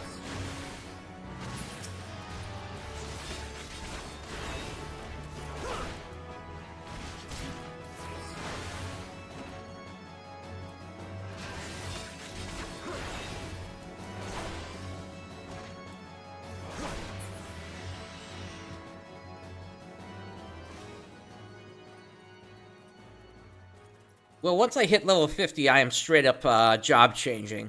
Once I take care of that penalty.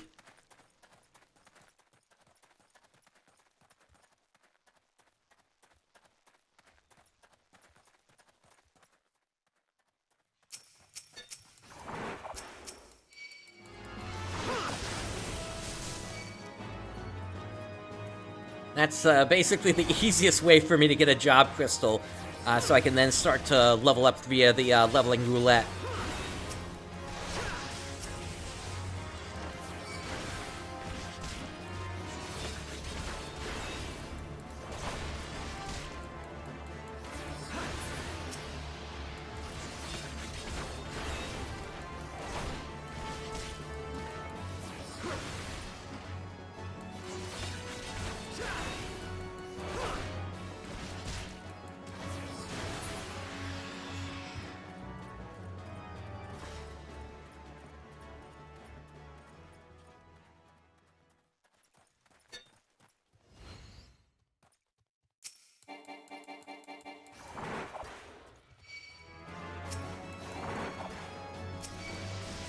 Hey there, Rooks.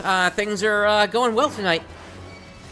Can't say I'm a fan of cheese, to be honest. Got a lactose intolerant problem. Plus, I just never liked the taste of it.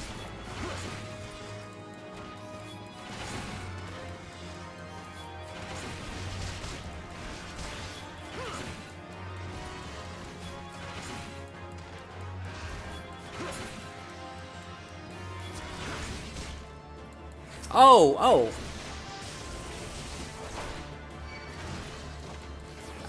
Yeah, once I hit 50, yeah, it's,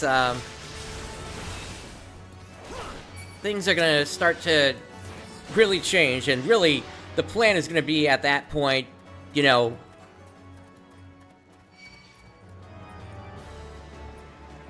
let me just move this guy inside here. Yeah, I'm gonna switch over to Samurai and Red Mage, and then while those are leveling up via the leveling roulette, that's when I'm going to start into the crafters and gatherers. Because right now, I got nothing. Except Gladiator.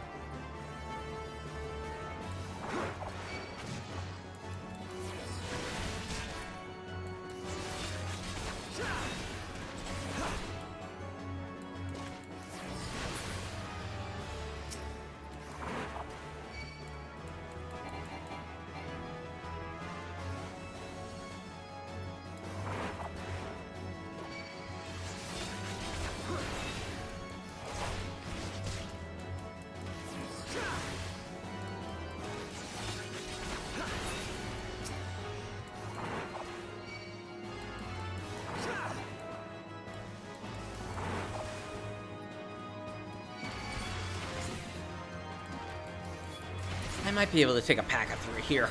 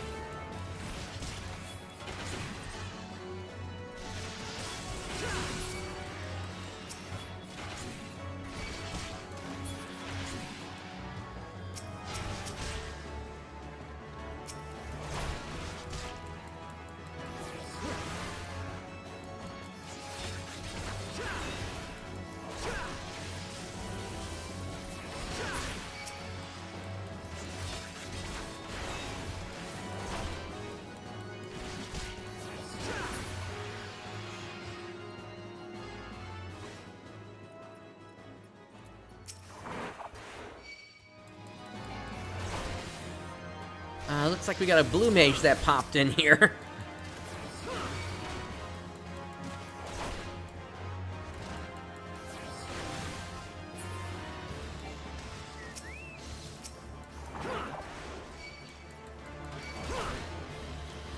As well as a sage, or not a sage, a scholar.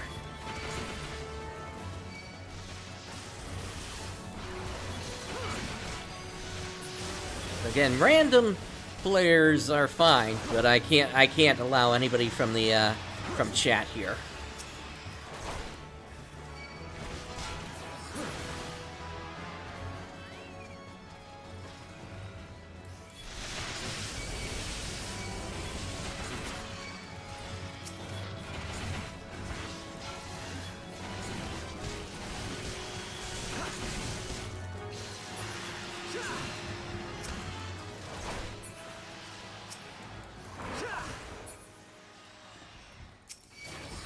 And really, it comes down to the point of, you know, if it'd be a bit ridiculous for me to not be allowed to use random, for random players to, you know, cause me to not be able to participate in Fates, because then at that point we'd get to the situation of the only time I could ever work on this challenge would be like at 3 a.m.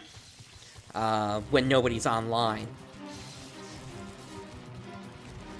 And considering I have a work schedule to keep, it just would not work out for me very well.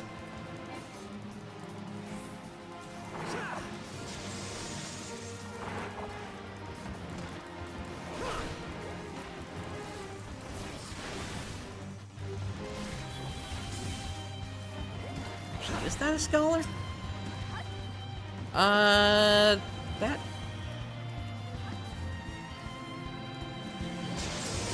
That might be a summoner instead.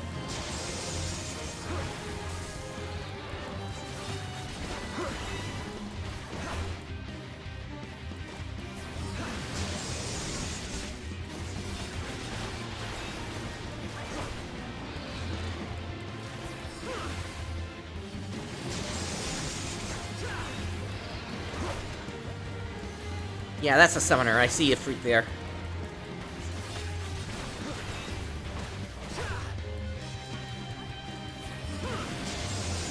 Well, with the blue mage here, they probably at least know White Wind to keep themselves healthy.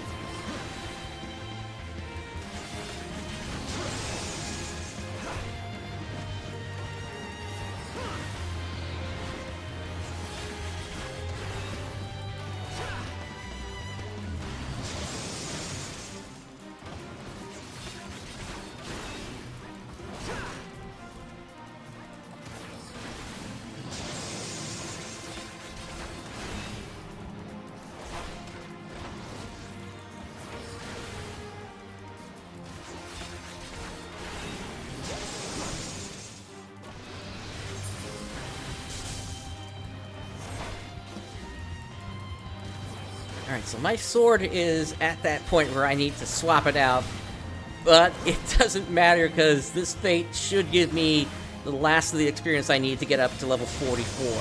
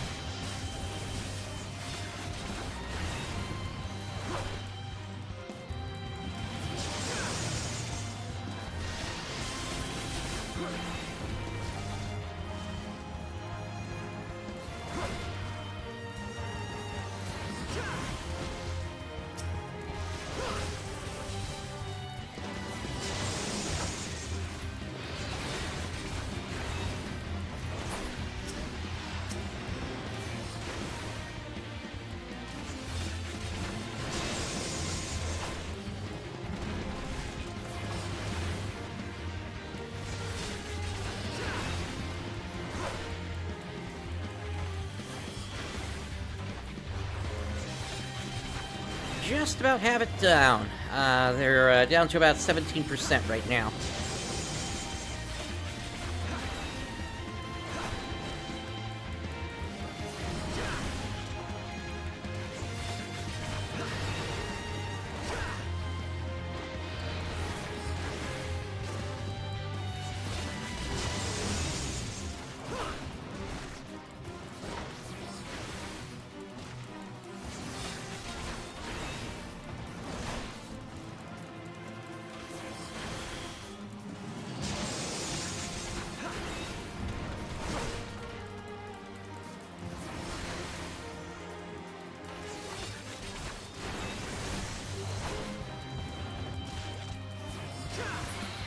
Alright. That's it. Level 44. Okay, so I'm gonna teleport over to Camp Dragonhead here.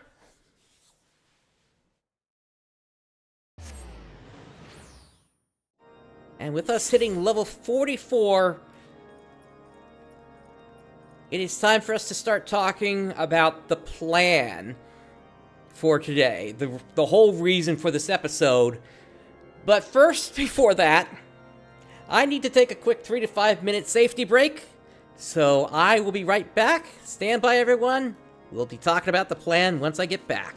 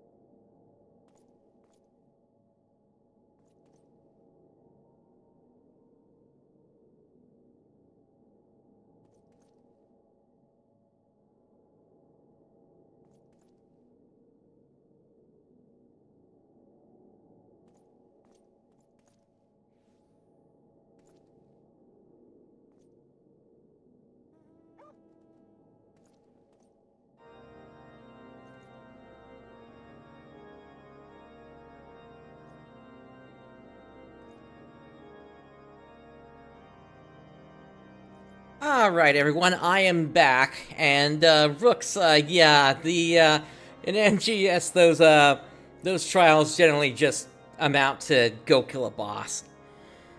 So, yeah, it's a shame that never really got that much, more complicated. There were a couple of trials. It's like they add some platforms in, and you gotta take out, like, a essential crystal to stop enemies from, like, self-healing and such, but beyond that, it's just really simple stuff.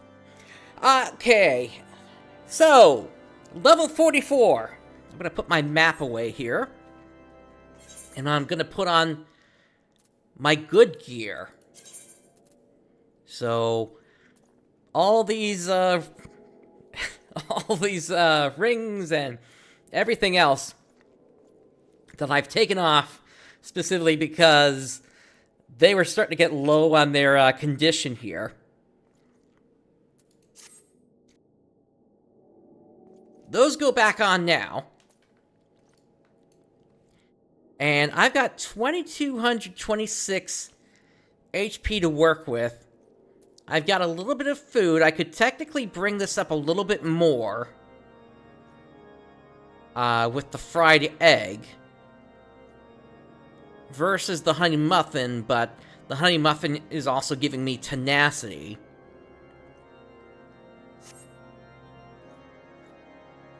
I've got 8 high potions, and earlier I got 3 mega potions.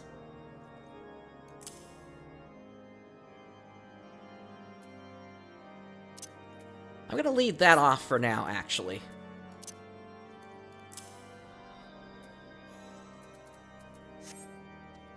But basically, what I need to do in order to really progress at this point is I need gear.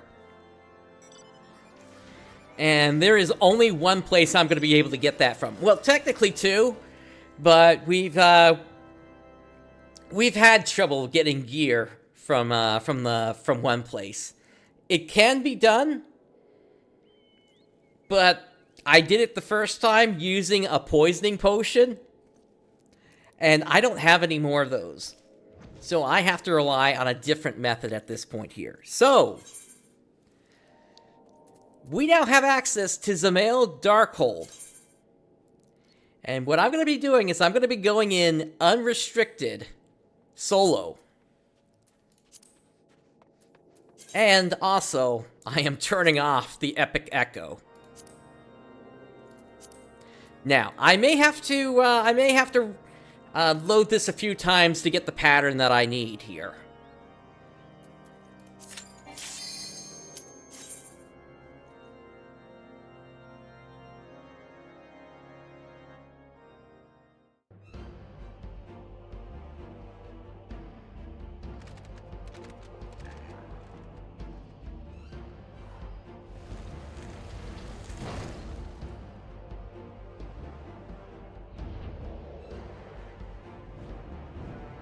Now, this is basically as early as you could possibly enter this dungeon.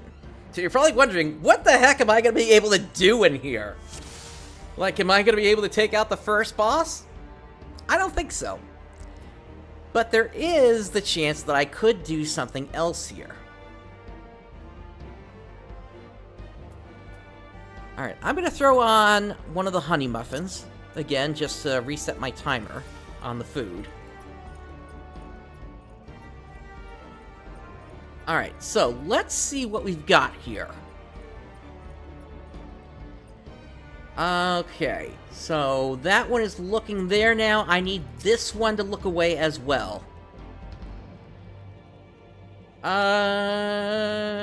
We might be able to make this work. Good. Okay. Alright, so Crystal Veil is a buff that I have right now. Crystal Veil, what it does is it basically reduces the amount of damage that you take by 90%.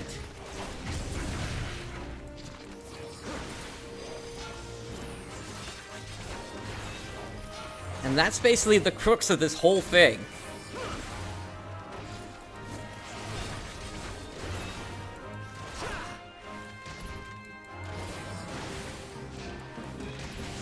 Alright, my health is dropping. I think I'm going to go ahead, given what's happening here, I'm going to go ahead and use a high potion to get that back up a bit.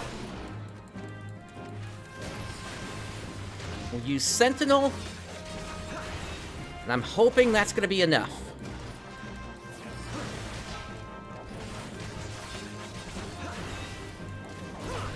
Yes, okay. One enemy down. And once you take out an enemy, it stays down.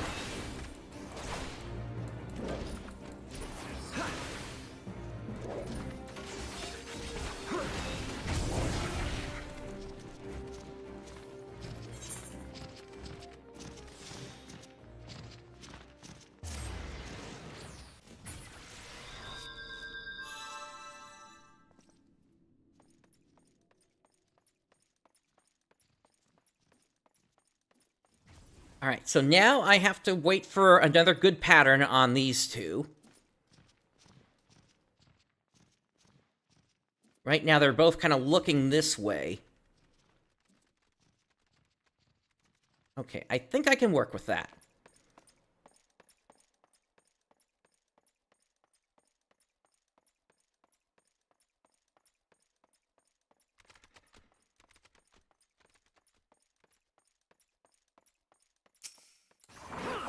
Alright, let's go for the hedge mole this time. This will be easier now that one of them's down.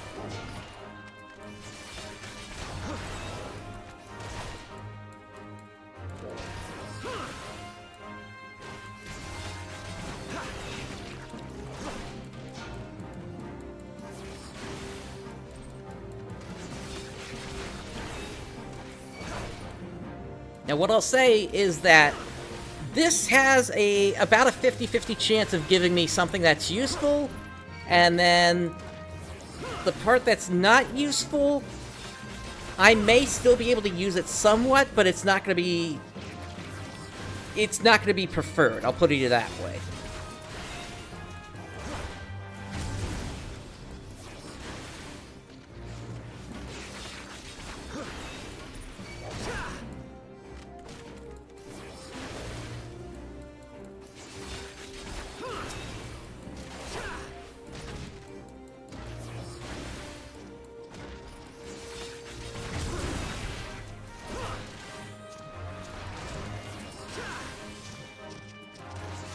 So the hedge mole is down now. Let me see if I can get the last one down.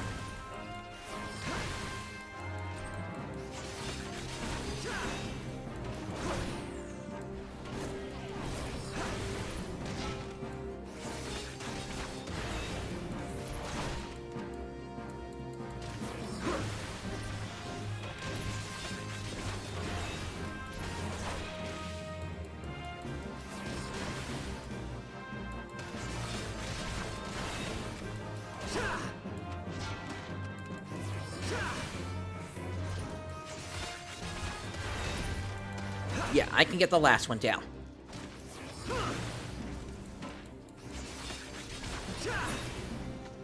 Alright, I need to wait for the all-seeing eye to come through.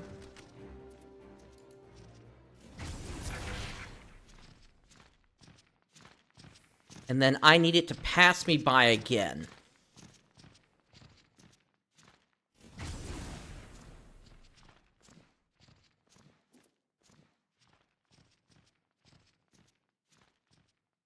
What I want to do is, now that this group is done, I want to backtrack to the two that were over here, so I don't have to wait for them to look the right way again.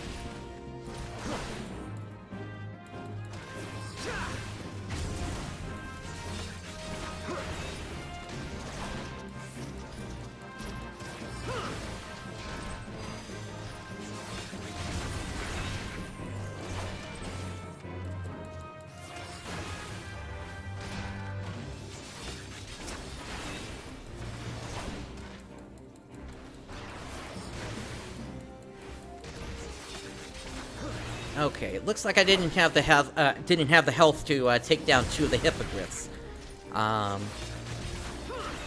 Or maybe I do. We'll see.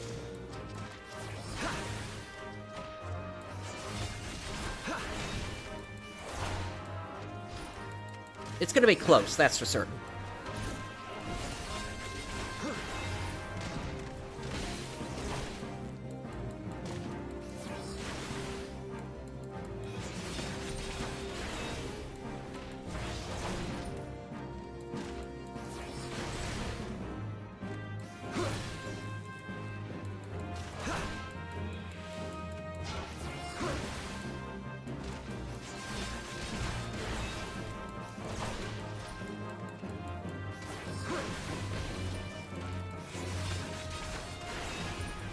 Okay, I did have the health. Okay. Alright. So that takes care of that pack now. So next... again, I need to wait for the all-seeing eye to come back.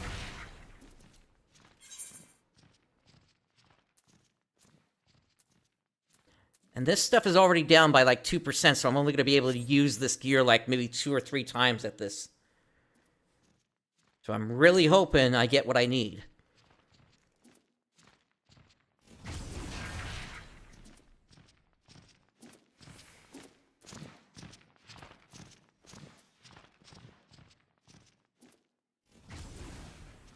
Okay, from here, we're going to start following that all-seeing eye.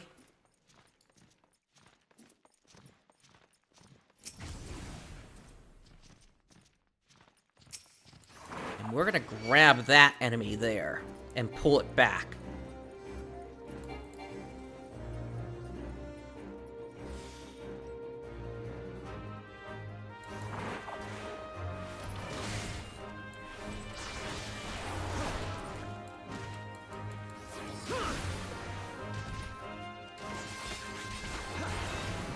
Okay, something is doing a lot more damage this time. Is it you?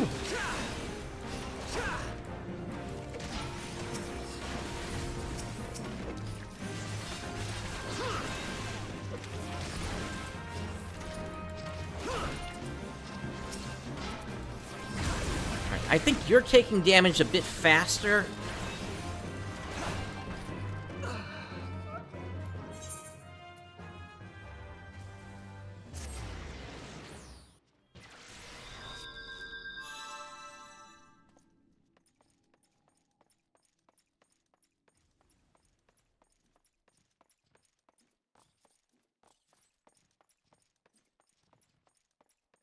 Okay, so basically what I gotta do is I gotta effectively do that, but this time I'm gonna pop high potions as I go. I'd prefer not to pop the mega potions if I can help it. Where is the eye?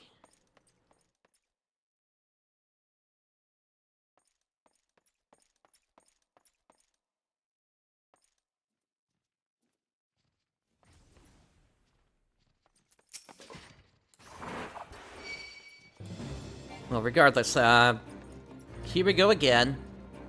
This time I'm gonna go after the bogey.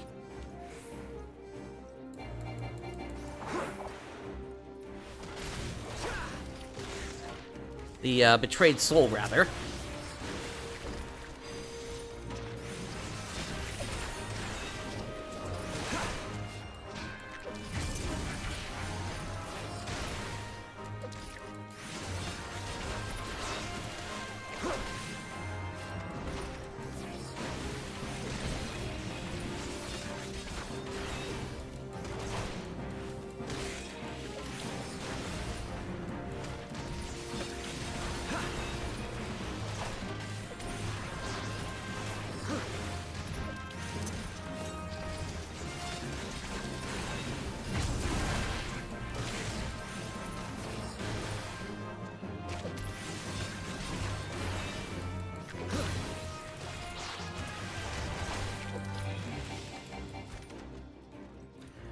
Okay.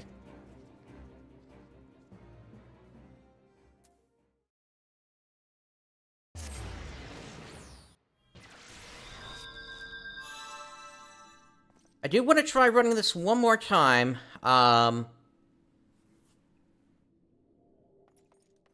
Because there's that one other enemy I haven't tried attacking yet. I want to see how much damage I do to that one.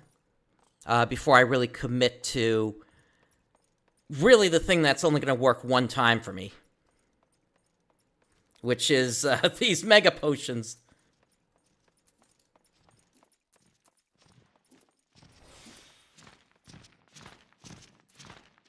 Just to make sure I don't have anything else.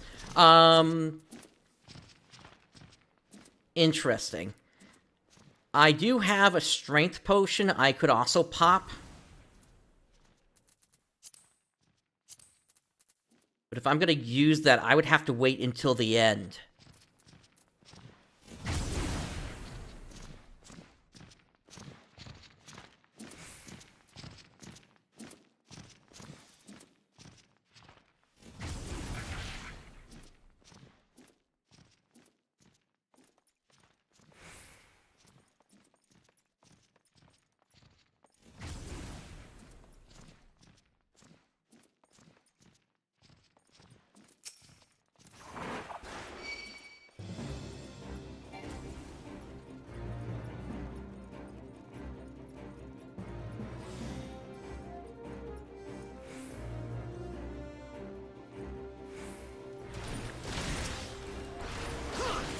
Okay, I didn't get that right.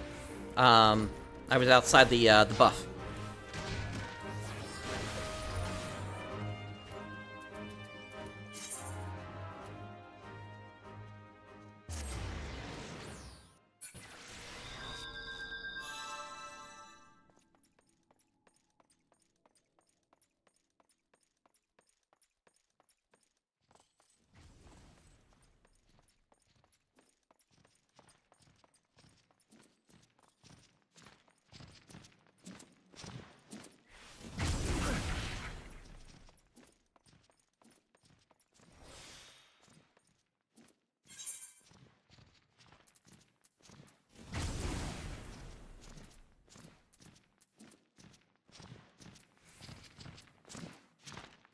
I'd say after this, I'm only going to have one more try.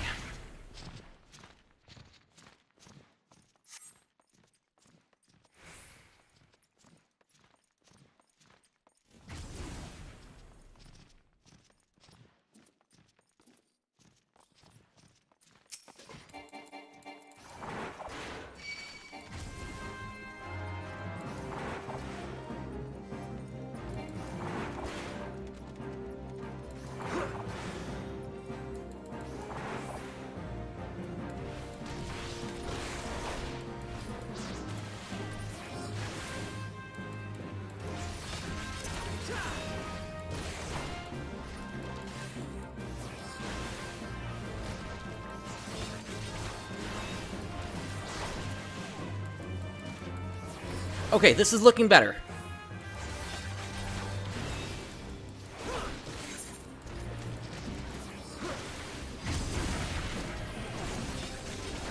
I think I'm gonna go for it.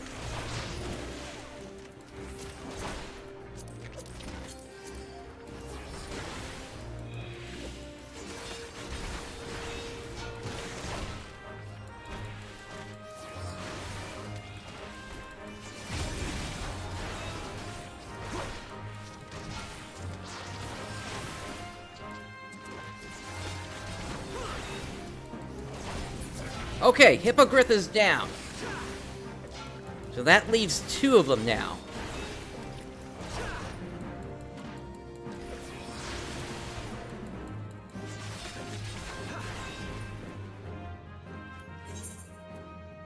If I'm being honest, I'm probably going to lose some of my gear on the next attempt, but as long as I can get the last one down, or the second one down, I should be able to finish the final one.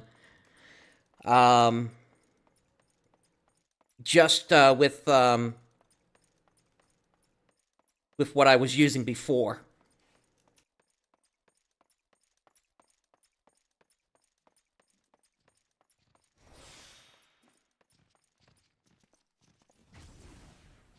All right, waiting for the all-seeing eye.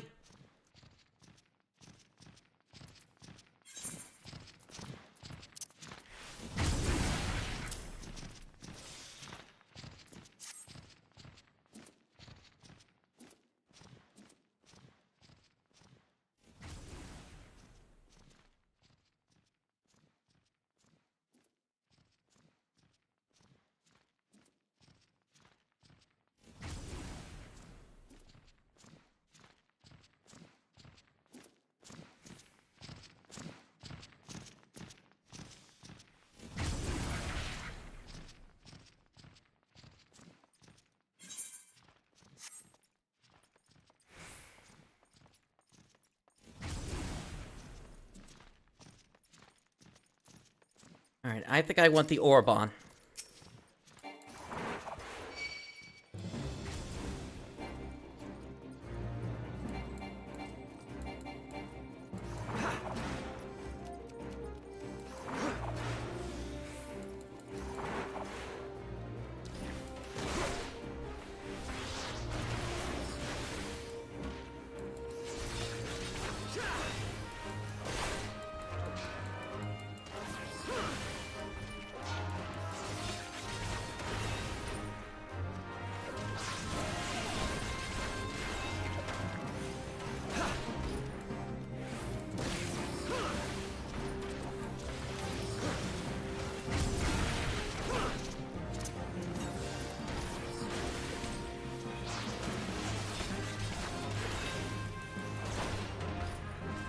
Yeah, that physical vulnerability up is really hurting. But it looks like I managed to get through this.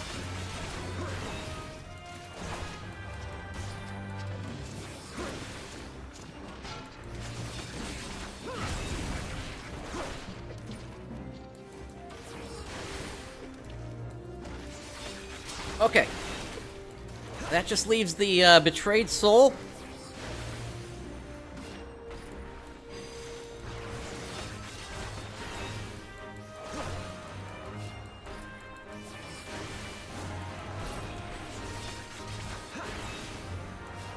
Don't know if I can finish it off before I go down here, though. You know what? I'll pop one more high potion.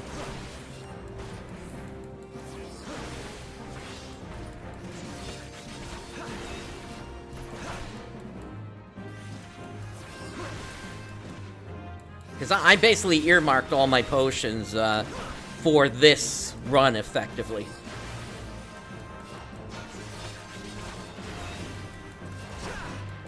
So the fact that this is having as much success as it is, you know, really good.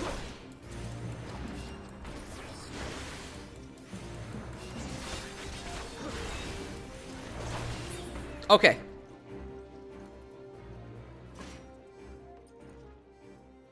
I need to wait on the all-seeing eye one more time. 3%, 6%, okay.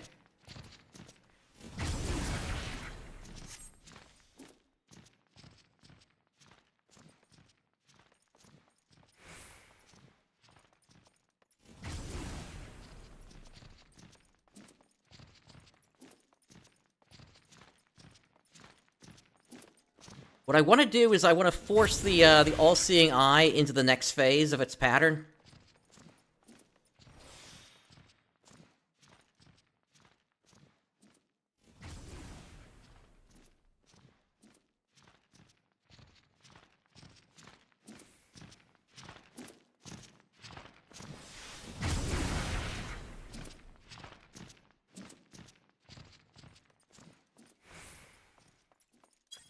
And so for that, I need to basically step inside of here. And then I think that's it. Yeah, it's already coming back.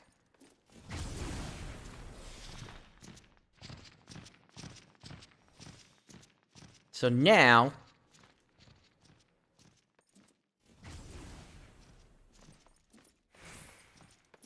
it goes inside the next room. And it's going to start circling around in there. Okay, so we don't have to worry about that anymore.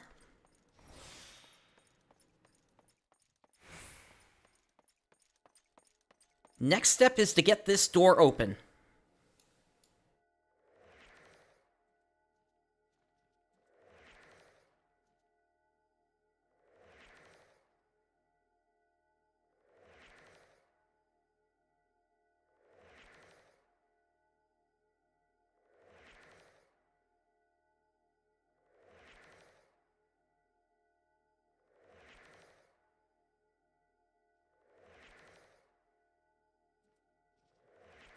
Takes a while for this timer, that's for certain.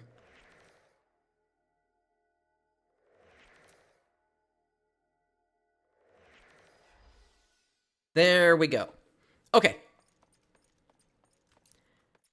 And now there's 2 more enemies inside of here.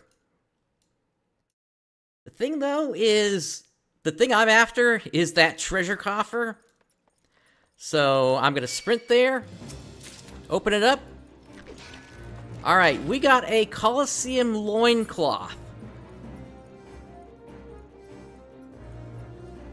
So, actually, I really don't care if these 2 take me out now. That's basically the run. We'll go ahead and respawn. And let's see what this Colosseum loincloth actually does for us. So, I think it's legs. They are. Okay, so unfortunately they are for Disciple of Magic. Okay. And actually that's the bad roll then.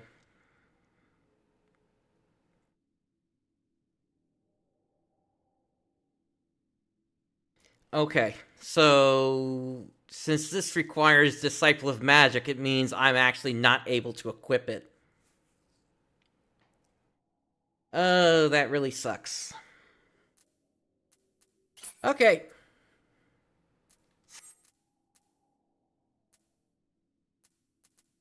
And now this is at 4%, this is at 5%, 4%. This is 1%. Yep. Alright. I took a roll of the dice and it just didn't work out. Alright, so we are not completely dead in the water here, though, I believe. So, my main hand, what I can do at this point, is I can downgrade this to a item level 24. And this can be repaired, since it's a blacksmith weapon, compared to this one, which is carpenter, which I do have access to in this challenge.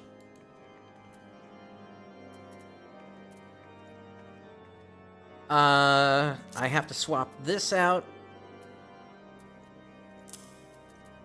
Neck I have to swap out. At this point, I might as well swap out the wrists.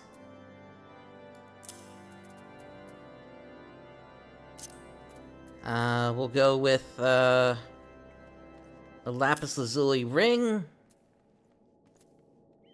And... yeah, the Sphene ring needs to come off as well.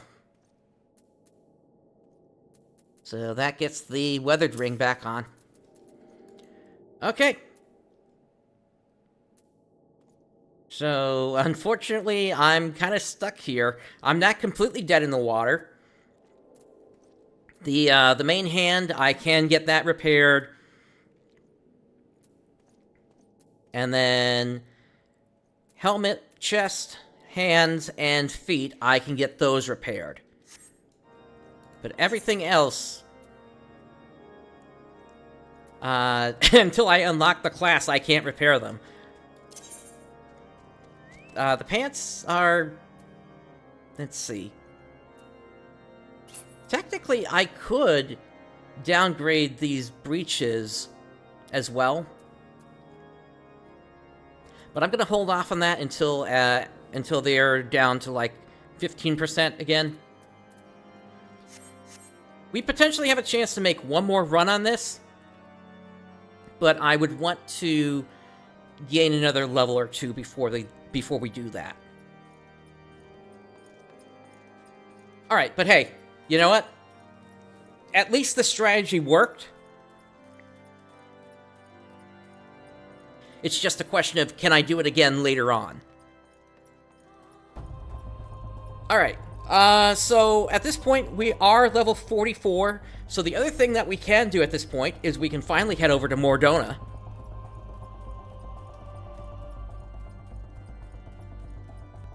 And I'm going to be really curious to see what we can actually do over there, if there are any quests, and if, well, we really won't be able to go shopping, of course. That's you know, that's going to become problems with the rules here.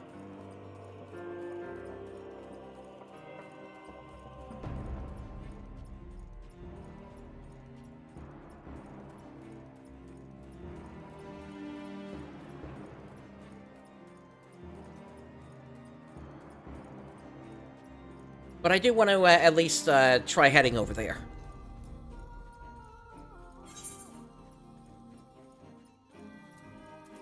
And yeah, no quests open up over here.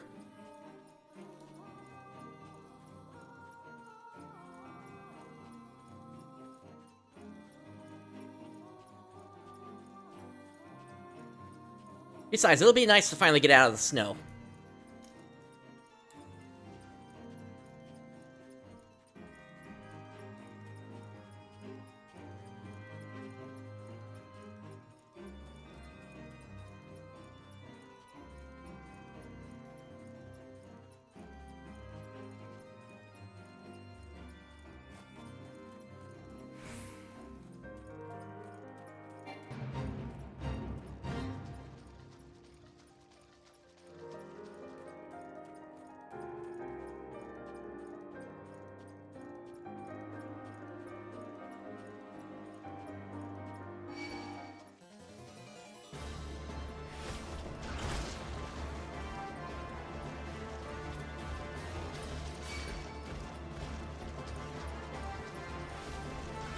Yeah, I wonder if those mud puppies are sound-based.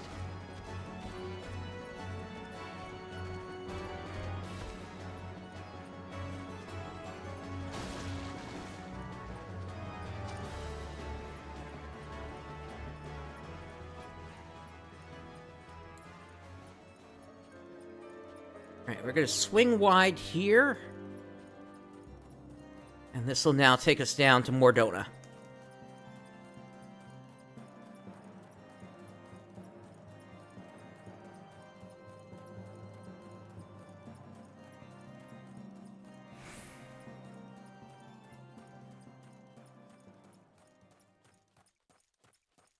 Once again, we have the quiet of evening here.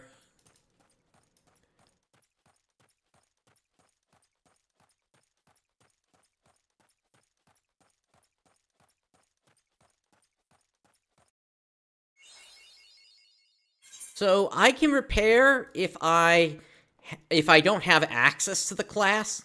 So that means blacksmith, armorer, and culinarian. But if I do have access, then I would need to get that level, get that class set up to do the repair myself. And that is the case with the legs as well as all the right side equipment aside from the shield.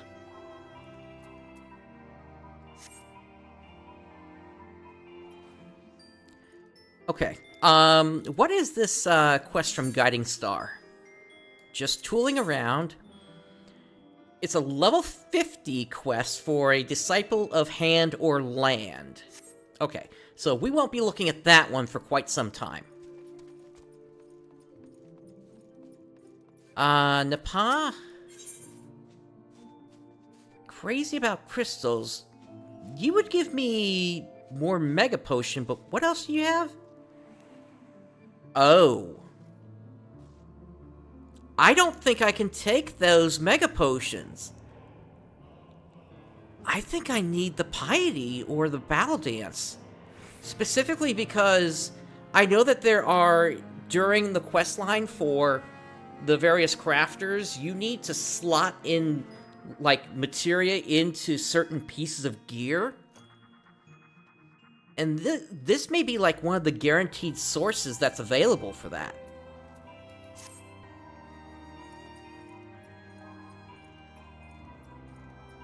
Let's grab the Aetheryte.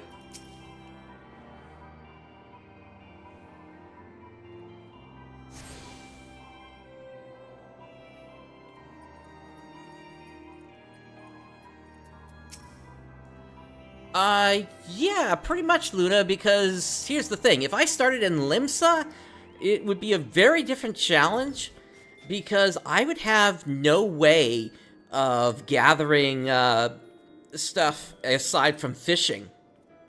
Which means I would have no materials to use for blacksmith or armor. It would not be, it would be a very different kind of challenge, and I don't think I'd be able to keep the rule about not buying equipment out of the shop. Okay, technically I am allowed. Actually, let me look again real quick, because now I'm a little confused here. Hang on. Yeah, I cannot purchase equipment. So, yeah, that I would have to remove that rule.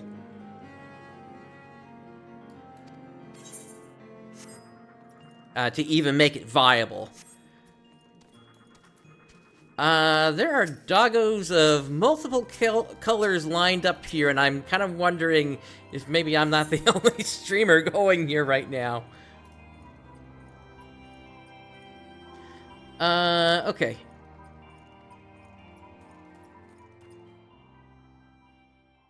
Yeah, the only thing that I can really buy is culinarian food.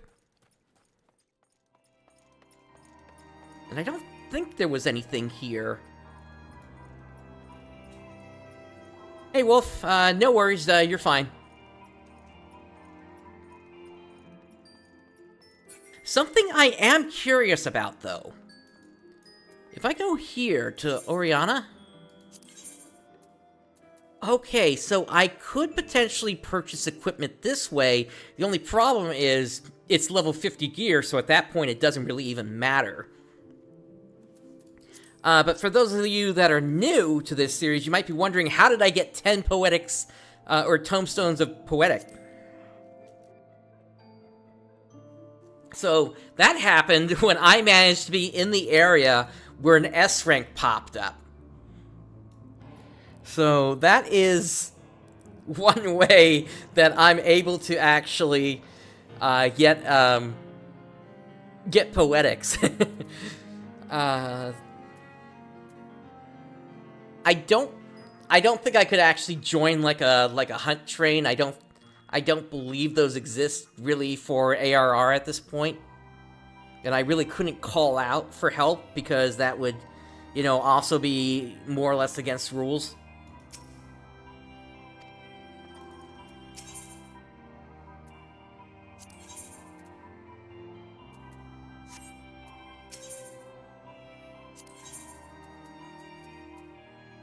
This requires other equipment.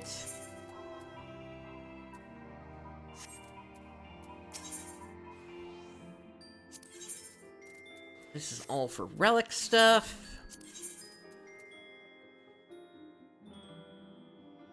I could get a minion.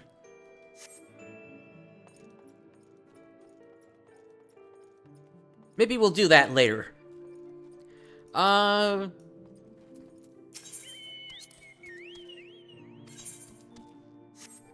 White scripts are from the prior expansion.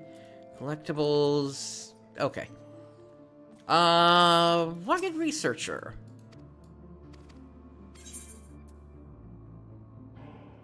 Let's see if we can escort you.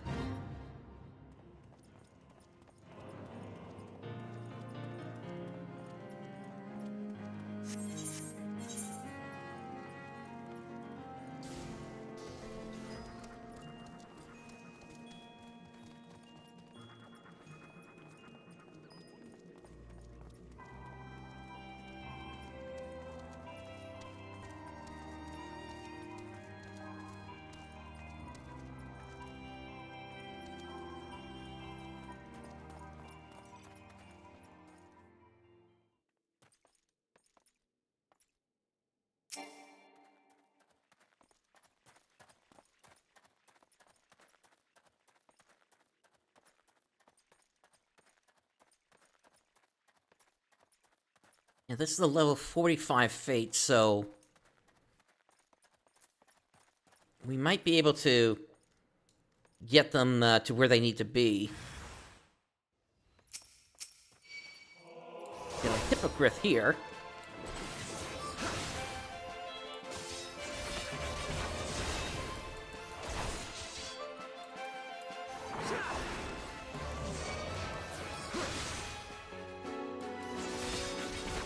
Alright, before I do anything else, I want to take these potions off my bar so I don't use them accidentally.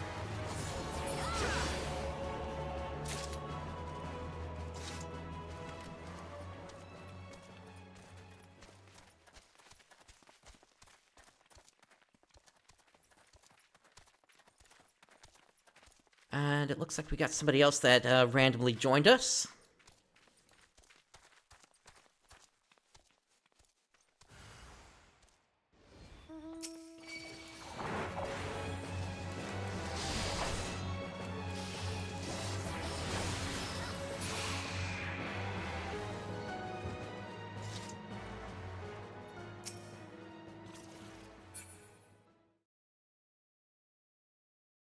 I'm surprised that got taken out so quickly.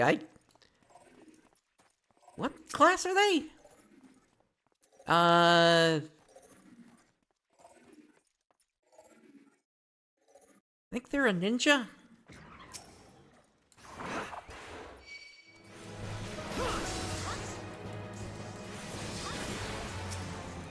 You know what? Maybe that goes to show how much of a difference there is in my gear.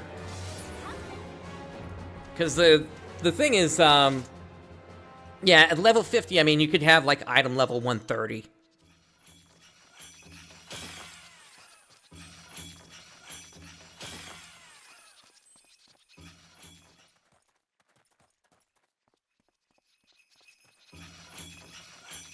Samurai, okay.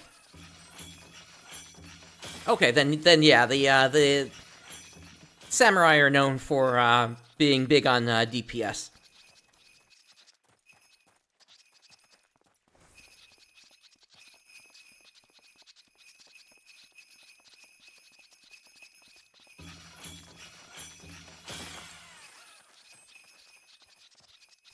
We got the Mikoshi thing here.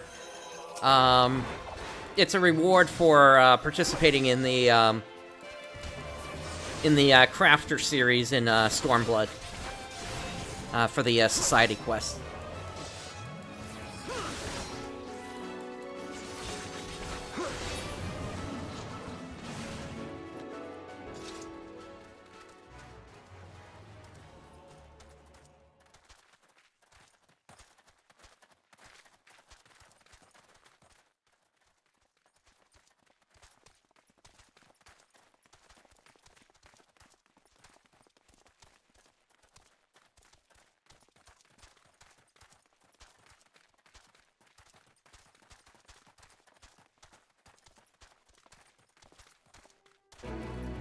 Alright, escort successful. We'll grab the chocobo keep here.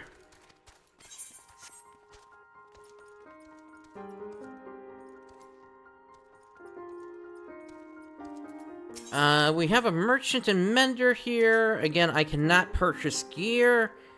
And frankly, I don't think I could even purchase... Okay, this is all Fisher stuff, so...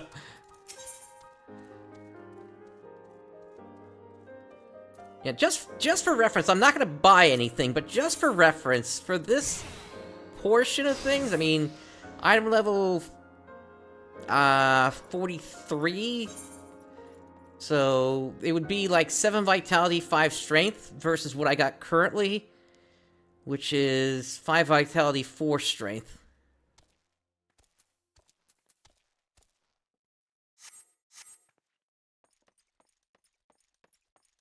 So it's definitely a difference. Okay, level 46 Fate to the east. What kind of enemies does that have?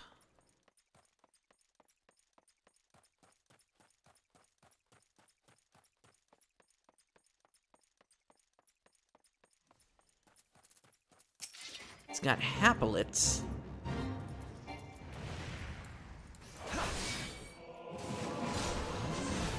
Nope, there's a Hippogriff as well in the mix.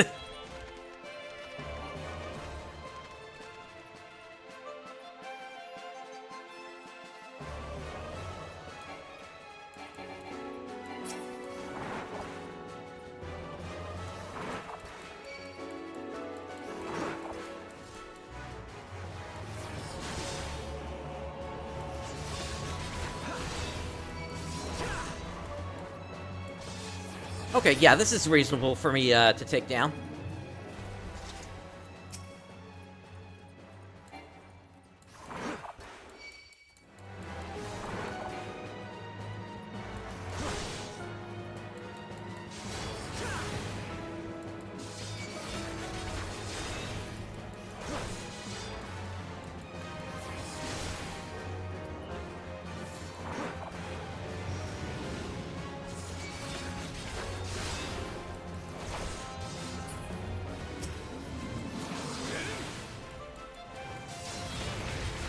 I mean, I'm technically getting an assist by the NPCs here, but it's not that much of a difference.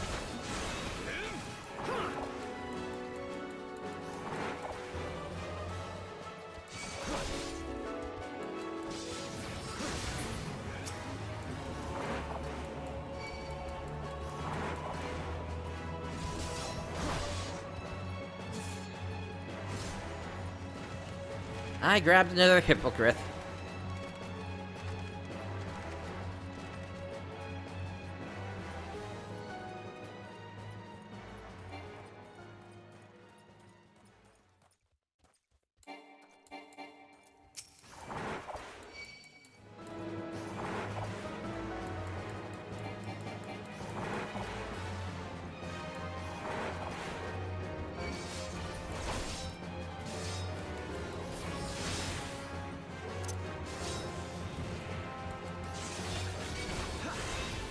And I don't expect this to be like a huge change in the experience I'm getting here.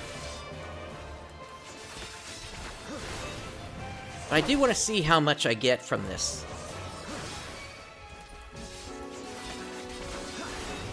Since it probably just makes sense for me to just do Fates in this area now.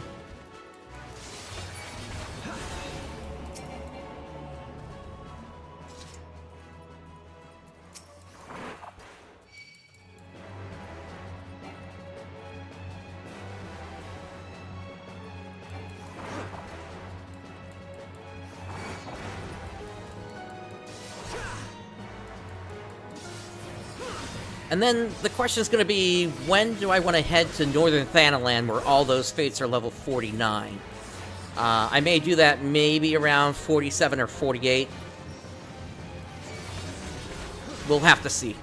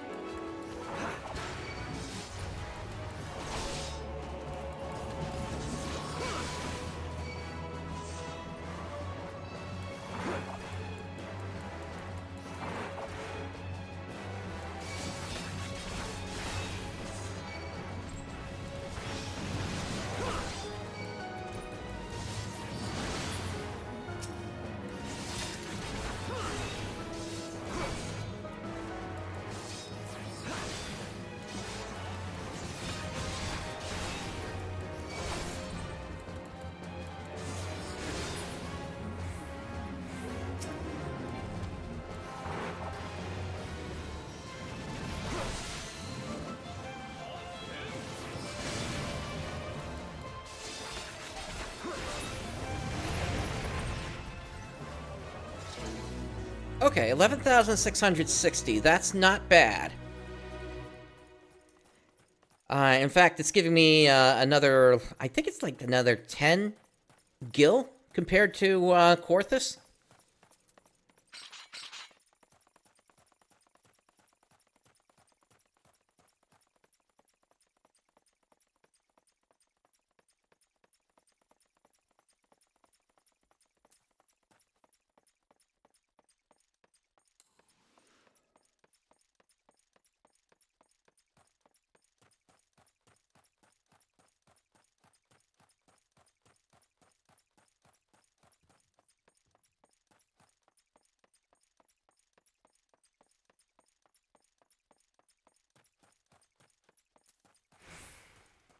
I do also want to see if there's anything else here in Mordona that I might be able to make use of.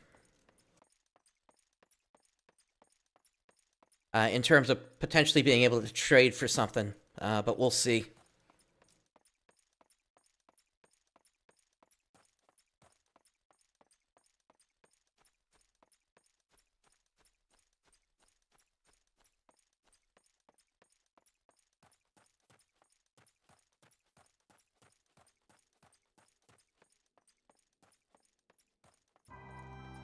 I'm just glad I'm still able to make progress here, despite not getting new gear.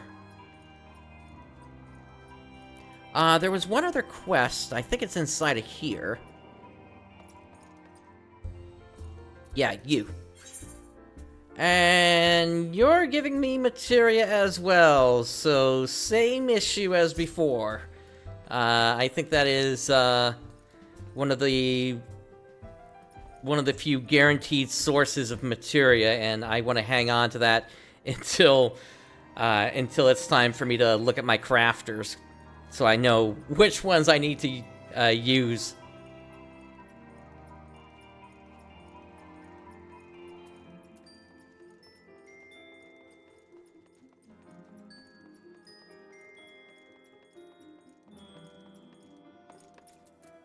Okay, what do we have here? Okay, can't use that.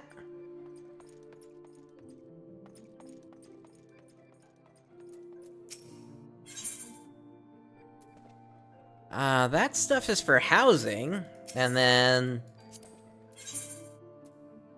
50 million. Yeah, that's not gonna happen.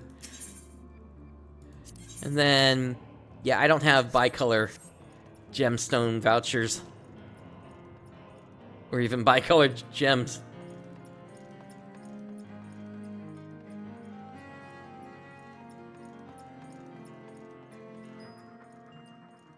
Still, it's interesting that you could even potentially purchase something like that in the first place.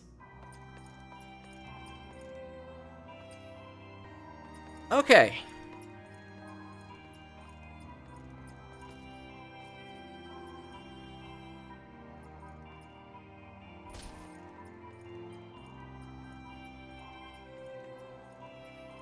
Purveyor of prisms. That's just a trade for old-style prisms. What's all this? Don't know ye. Okay, so I can't do anything with them. Independent merchant.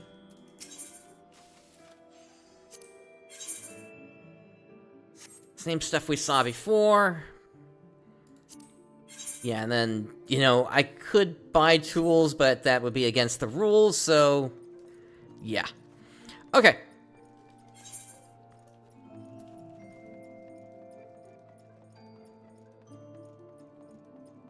So it looks like I'm just stuck with, doing fates here.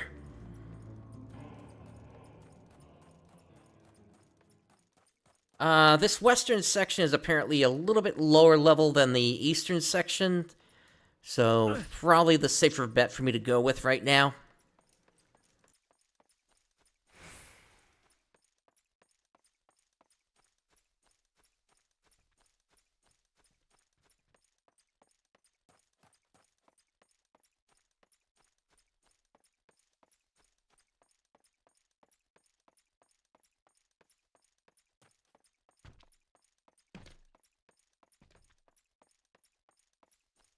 There is a fate out there somewhere.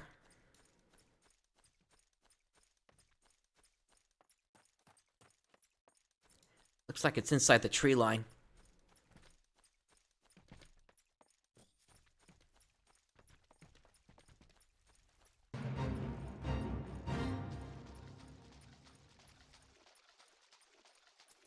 Oh, it's more mud puppies.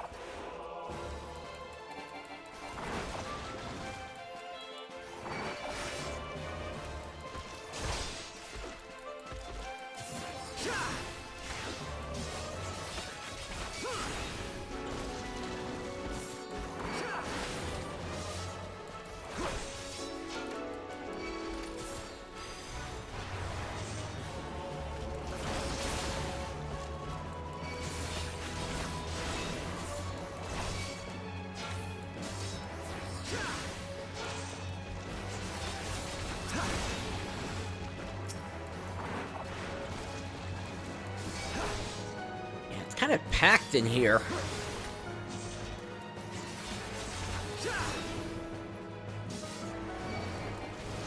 Oh, I grabbed the Morble.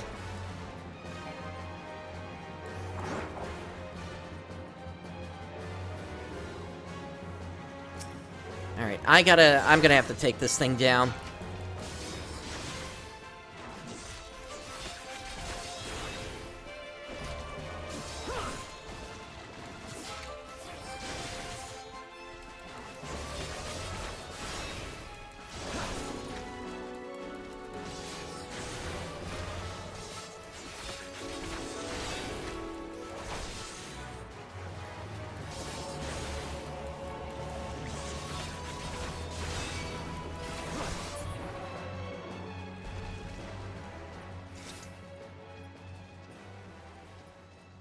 Alright, we'll regen some health.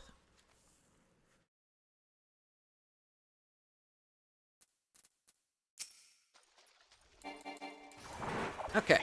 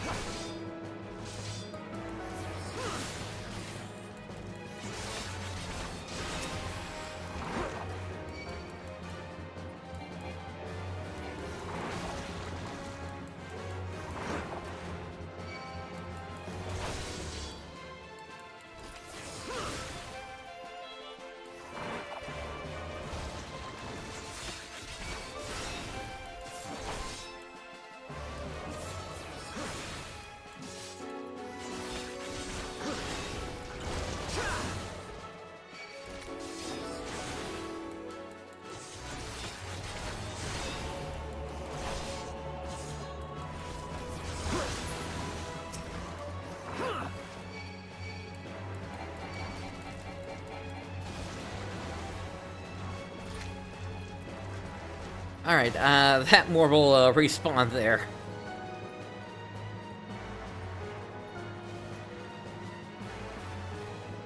How'd I grab a second mud puppy? Alright, go ahead and reset.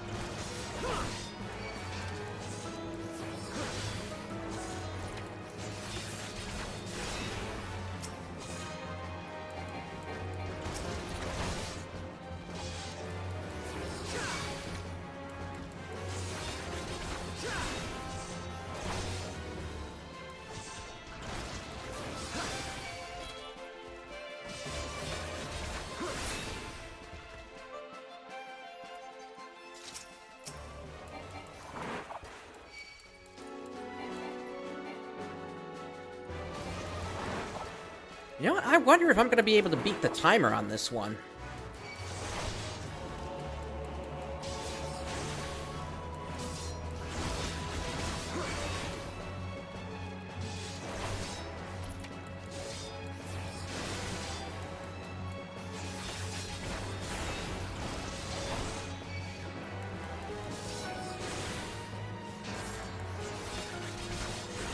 My health really isn't going down that much. Maybe I could pull multiple.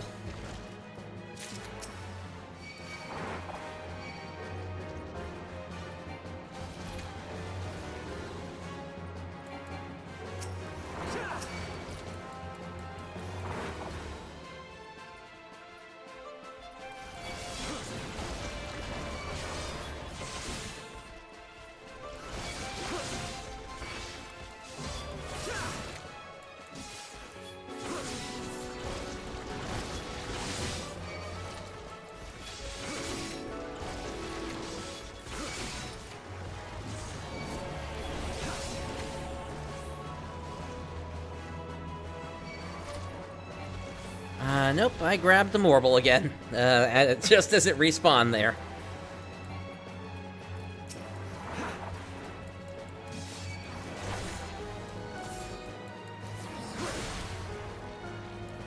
Maybe I should try coming up over here instead.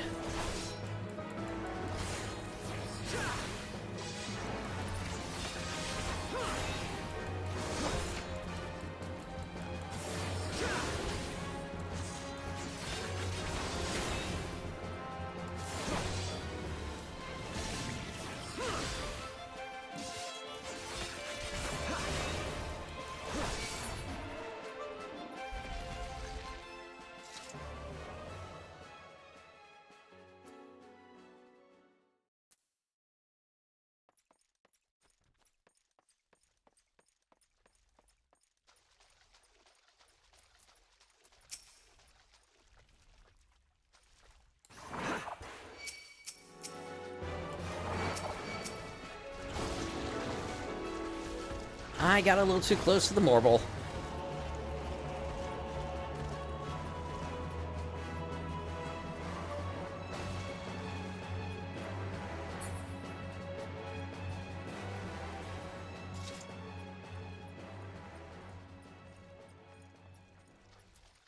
Well, again, this is going to be a case, if I don't finish this in time, it'll be a case where I still get experience.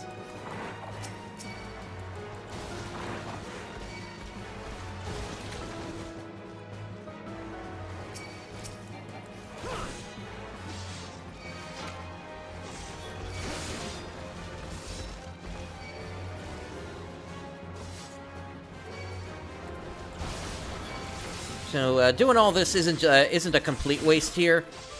It's just, I may not, get, you know, it's gonna say Fate failed. Oh, and that's the leashing point. That's a shame.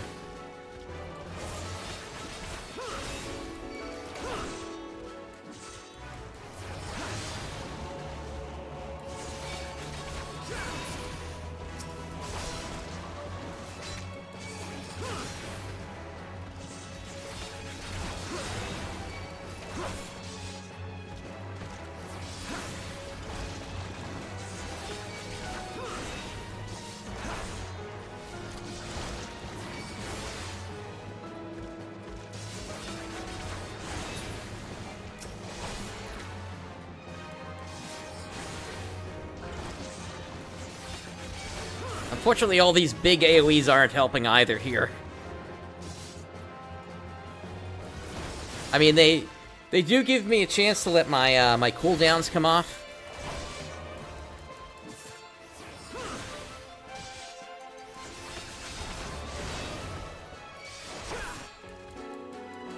But all the movement that's required is still kind of annoying. We got 2 minutes left. Let me heal up. I may still be able to make this work in time.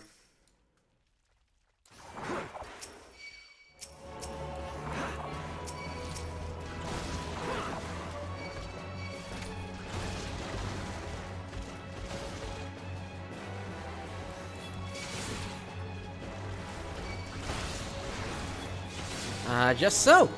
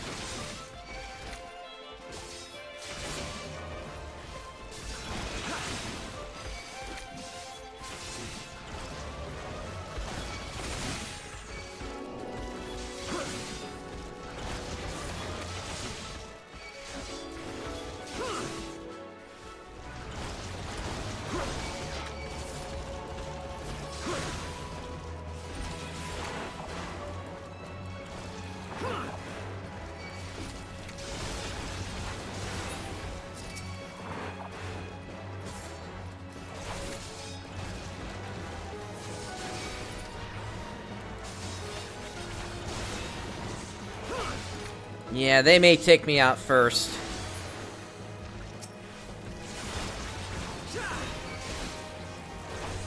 I'm still trying, though.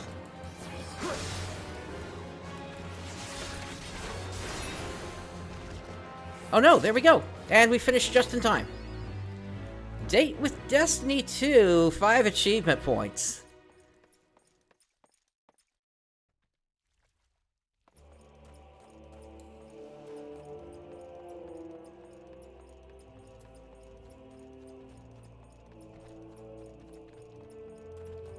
Just took down, one of the harder fates I've had to take care of.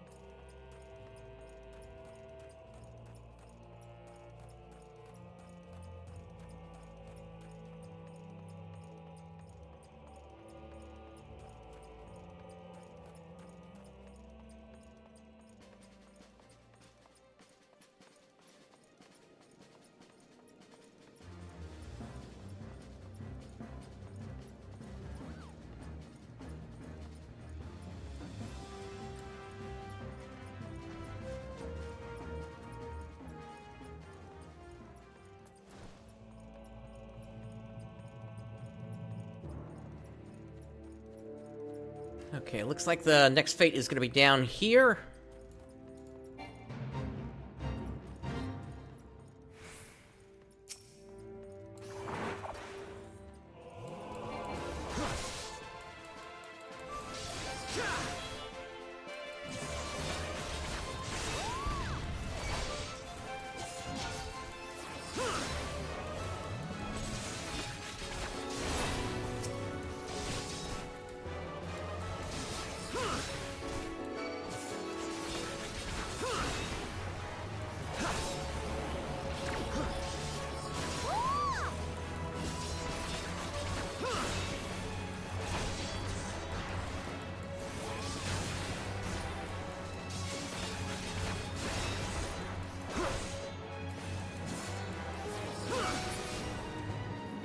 Stone Skin, that's an ability I haven't seen in a while.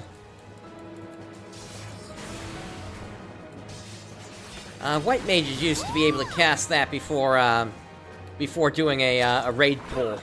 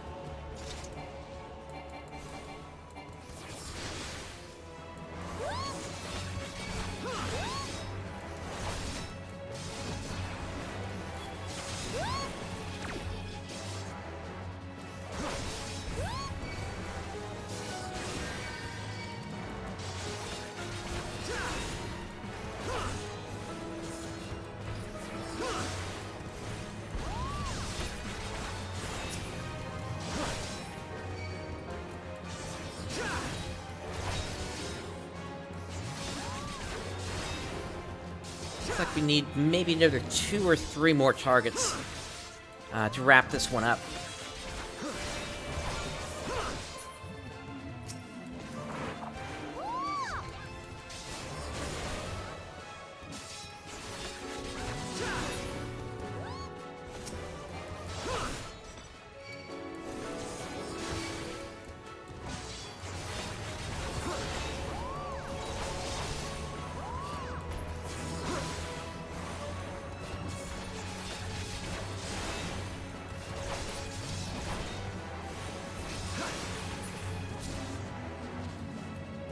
Alright, that's it for that fate.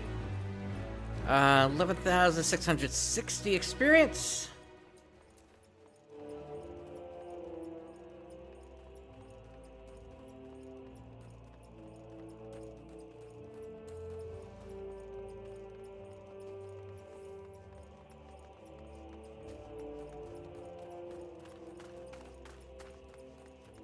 Now, something I will say is, depending upon how many fates pop at a time, if we get into like a dry spell of fates, I may have to return back to Korthus, just to let time tick over a bit. Plus, I don't even know if I can take on this V for Vendetta fate, since that looks like it's a boss fate.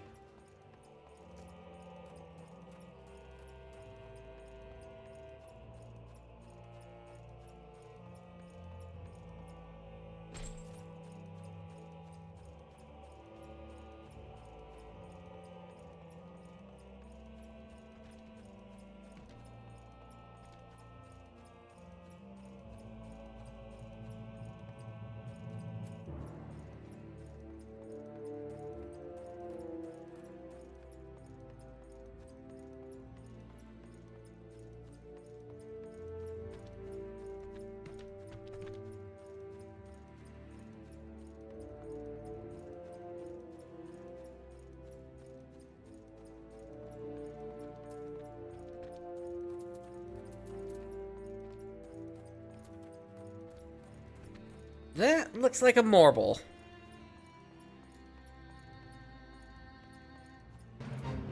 Which may automatically preclude it from being attacked here.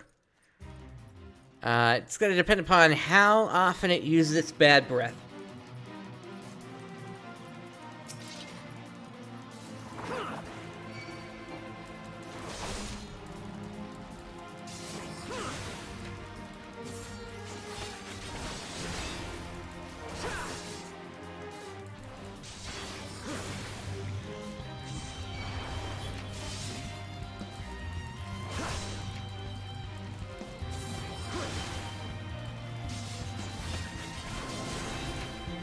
Yeah, this is looking no good. There is a fate to the east. I think that's the same one we took on earlier.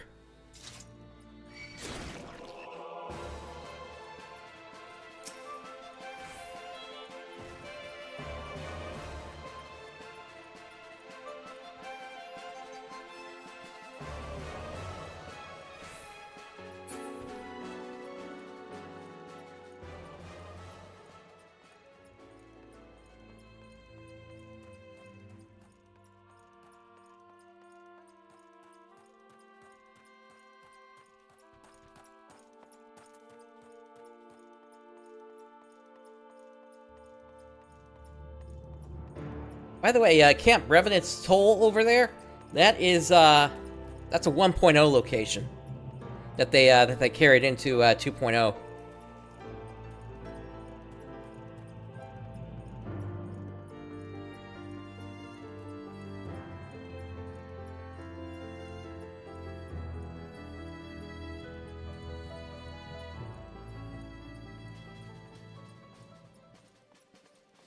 Progress is happening on that fate. How much is the Chocobo Porter to get me over to there?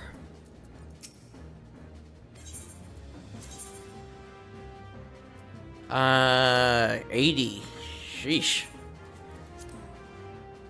I hope it's worth it.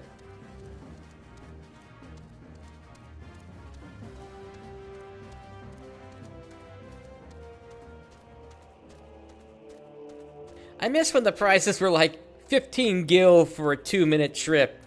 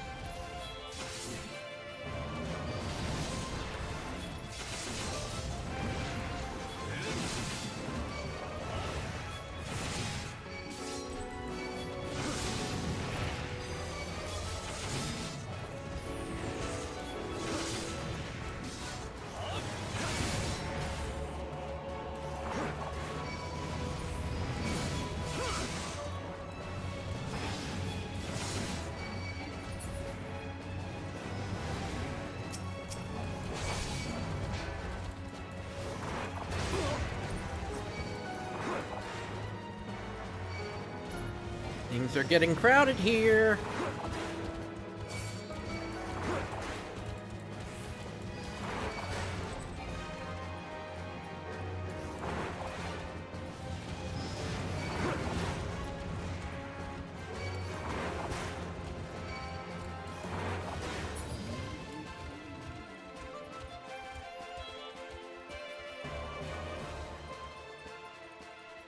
All right, let's get some health back.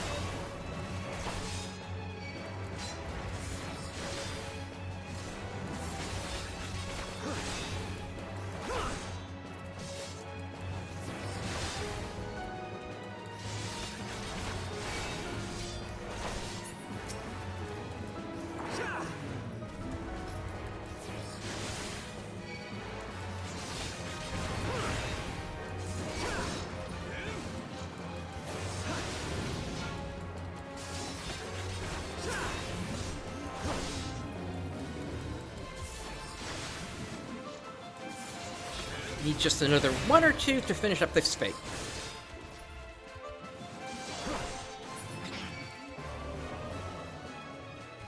Alright, that's it. And my spirit bond is just finished here.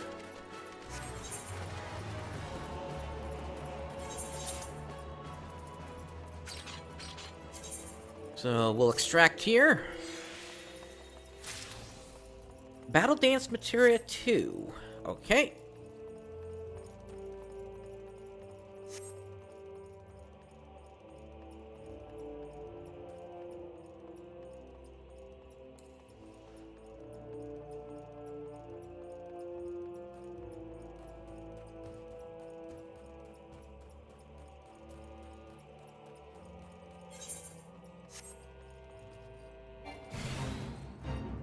I saw the Seasoned Adventurer, and I was like, what's going on?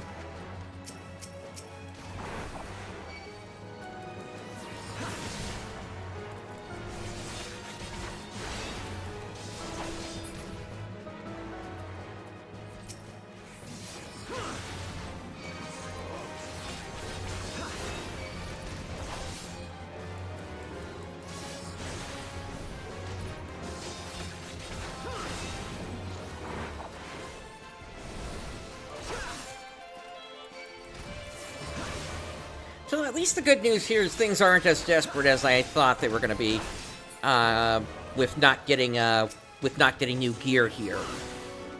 Still, it's a real shame that going through Zamail, we didn't actually get what we needed.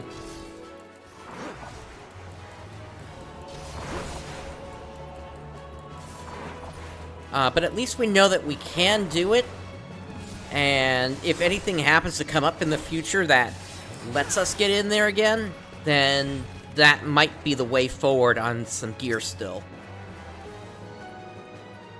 I mean, it could just simply be as simple as, you know, leveling up to like 46 or 47 and then we try it again.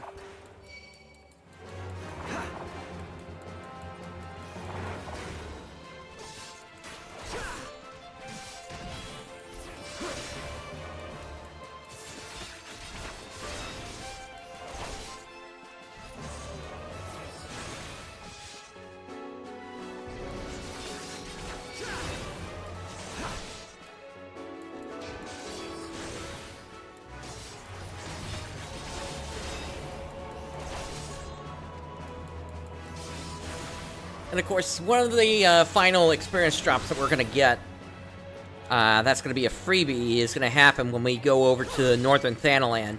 And we get the experience from exploring the zone, as well as finally, you know, taking care of this, this hold for customer support situation here.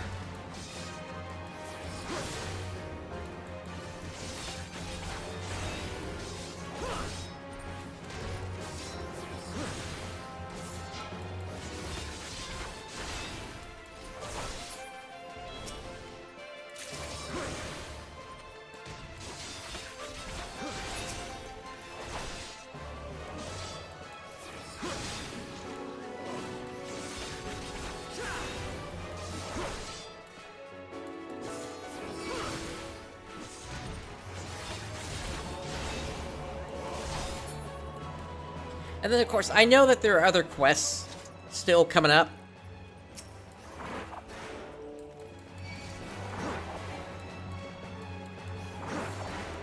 In fact, maybe we could check on one after this fate. Because it was brought up earlier about Vesper Bay. And I know there's one more quest I need to get from there, I just can't remember what level it actually unlocks at. So it might be worth it to make a trip there. Or at least to zone into the area to see if we're actually able to do anything with that.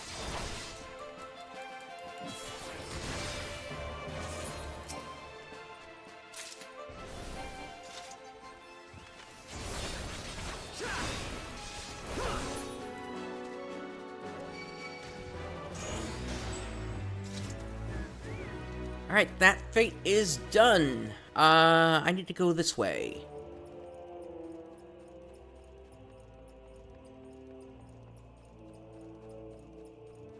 One thing that I haven't done yet is set Mordona as a favored destination for my teleports. That would at least cut the price of teleport in half.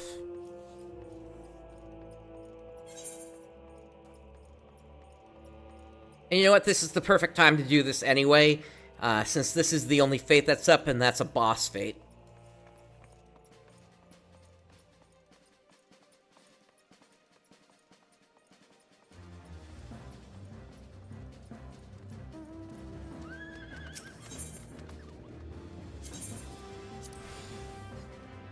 There we go. Alright, let's return to Ul'Dah.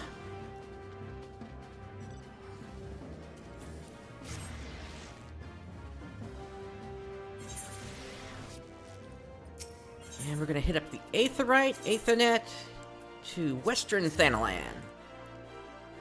And we're just gonna poke our head in here and see. Maybe.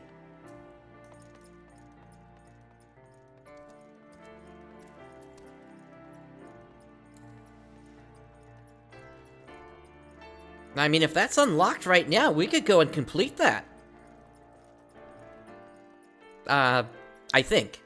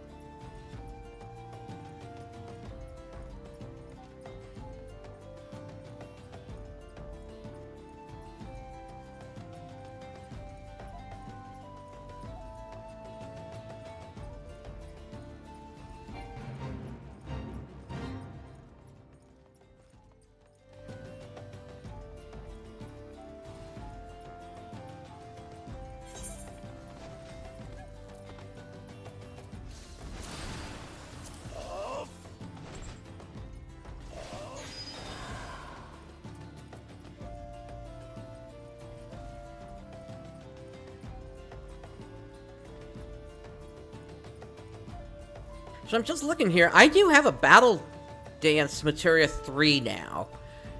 I think the other one on that one quest was for a Piety Materia, so I guess I would go with the Piety Materia then.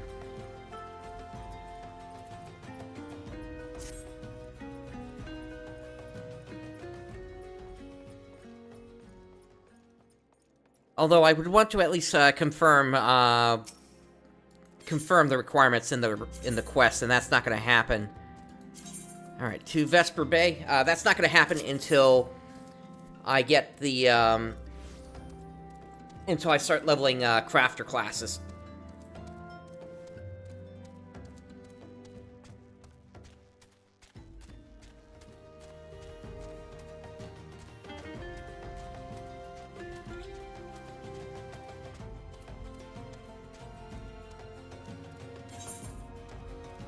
There's really nothing else I can do with this, right? Upper Lenosha, and Eastern and Outer Lenosha. Yeah, I can't do anything with those.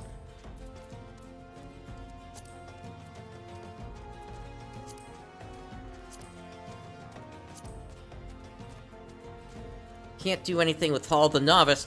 Funny thing, Yoshi P was saying that they were going to upgrade the Hall of the Novice in sometime during this expansion. So maybe there will be new gear that comes with that, but honestly I'm expecting to be past that point in the challenge when that happens. Alright, Nedrick. Oh my goodness. Going for gold, 47. It comes with gear. I wouldn't be able to wear it immediately, but that would be an upgrade. Alright, so I can't take 2 steps around this place without hearing ignores this or ignores that. Why? It's as if you're some kind of goddamn hero. But I jest. Even I can see that you're just itching to find a new battleground to hone your skills. Fortunately, I know just the place, the Aurum Vale. Head southwest through the central highlands of Coerthas and seek out a man named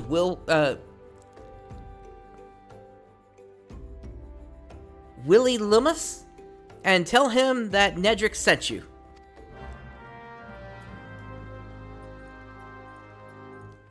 Alright, and then we got some other quests here. This one, what even is this? Trauma Queen. Oh, that's Palace of the, Wanderer's Palace. So I can't even do that one. Because that's in Lenosha!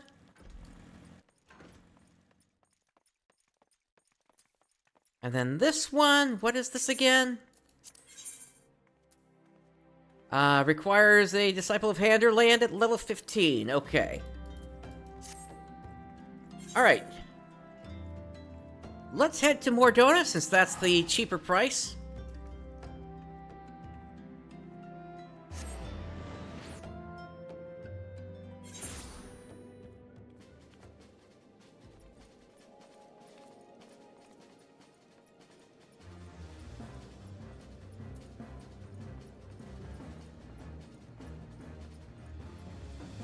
Got a couple of fates up here. Let's check the one around, the camp here. Camp Revenant's Toll.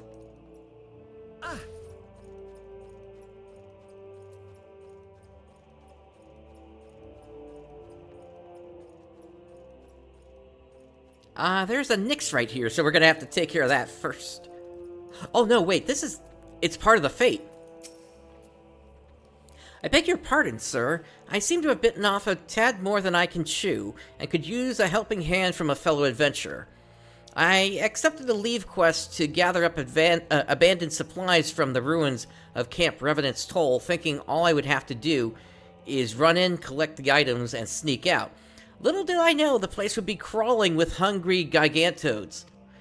How about this? I give you half of the leave quest reward in exchange for ridding the area of these Nyxes. Alright, 51%. And I'll do the collecting. Do we have an accord? Yes, we do. Alright.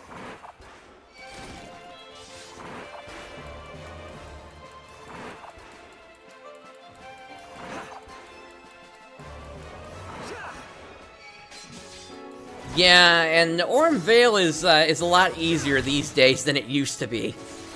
That's for certain.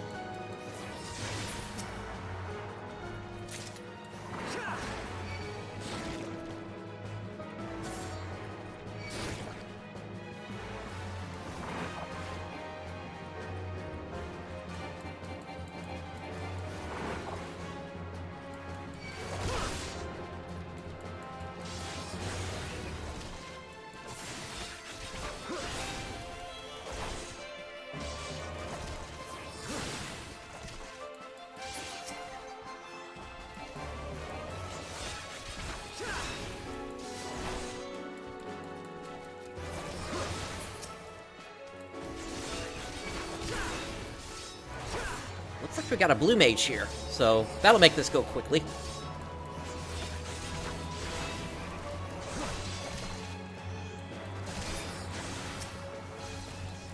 Kind of curious, though. Blue mage usually isn't that good for Fates, specifically because they don't get the same EXP boost that they do from regular outdoor enemies.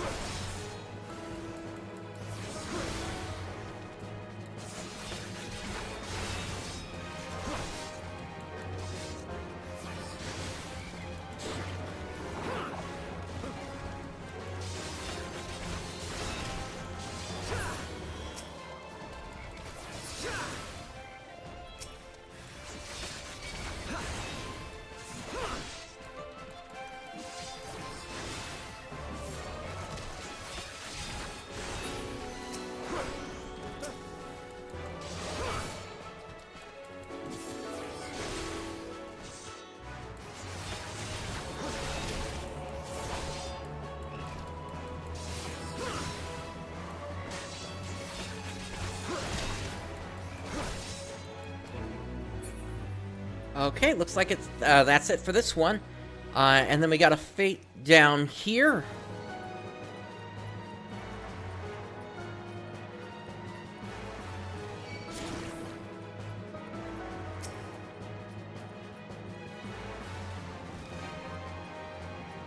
I'm not sure if that's the same one as before. I don't think it is. I think the other one was, like, right over here.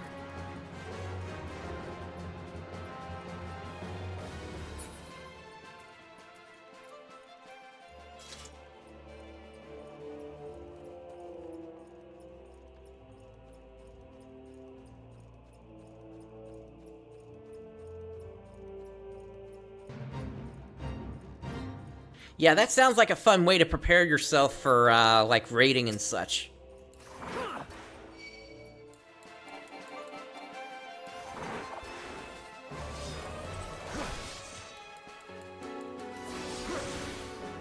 Going in and, basically telling your teammates not to worry about eating the fruits.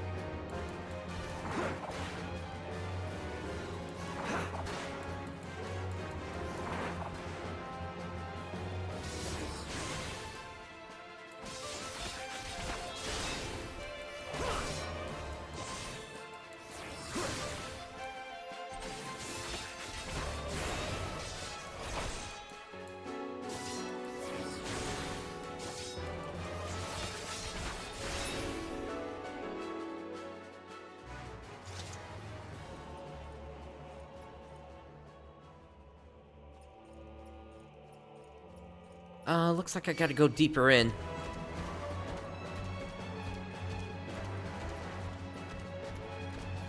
There's a marble. Ah, here we go.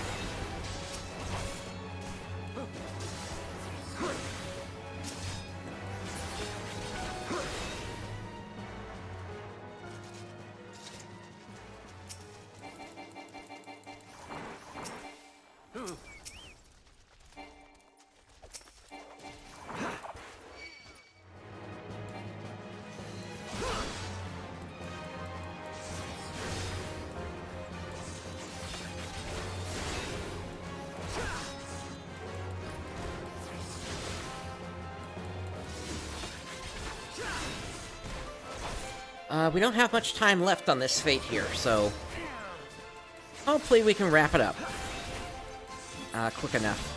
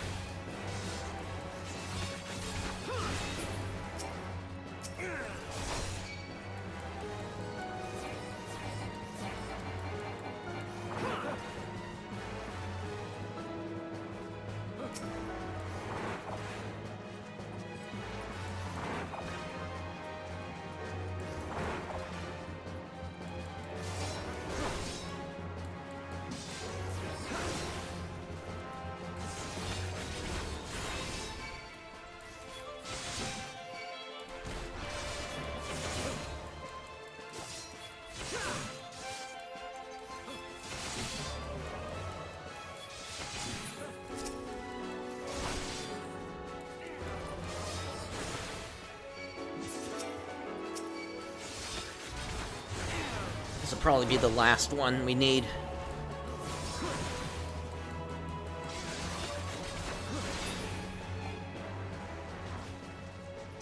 Yep, that's it. And we just finished Spirit Bond with a couple more items.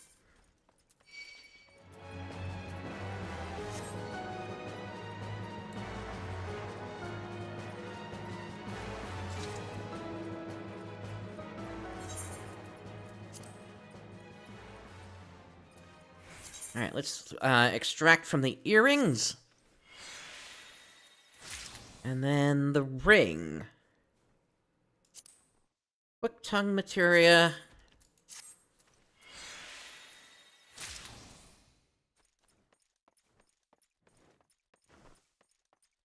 And piety materia.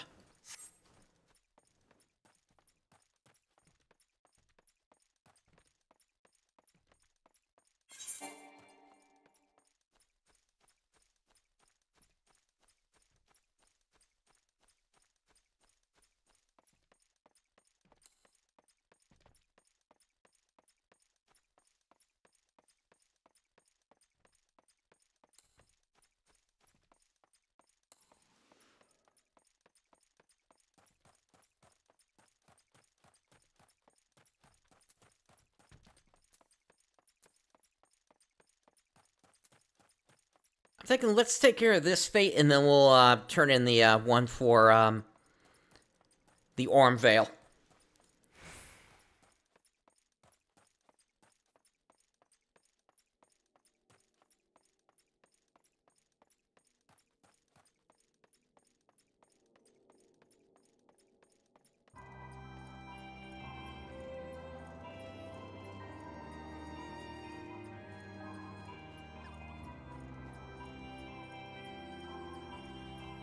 Yeah, there's a reason that fates are still popular in each of the zones, even if you're, say, max level. And it generally has to do with if you're working on a relic weapon.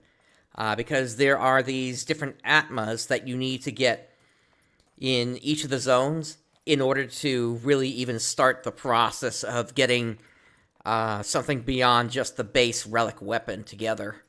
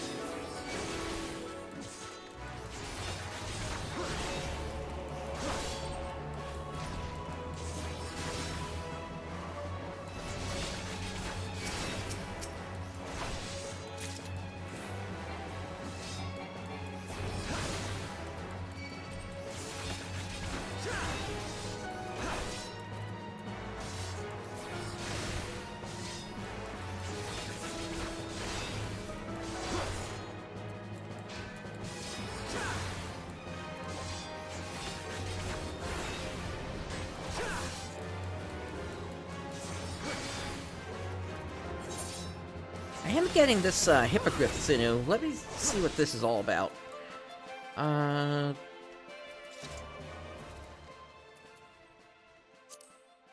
Recipes. Oh, this is some higher level stuff here. In this case, we'd be able to use it to put together a crab shell Hora. Except I don't know if I'm gonna find any crab shells, given that I don't have Fisher. Ah, here we go. All this stuff, yeah. Alright, and then the Gigant Toad skin turns into toad leather under a leather worker, which then turns into a heavy steel lance for a carpenter, or through a carpenter. Some necklaces. A whole bunch of gear. And a whole bunch of gear. So it might actually be worth it for me to farm some of those Nixes, even outside the Fate.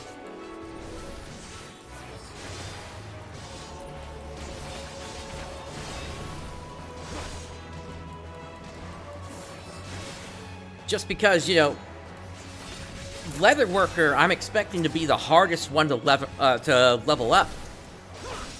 Just because you really can't find the skins outside of combat. You can, like, there are, like, material suppliers that are available. That'll get you, like, up to, I think, like, level 20 leatherworking materials, as well as for other classes. But beyond that, you're kind of on your own to find the stuff.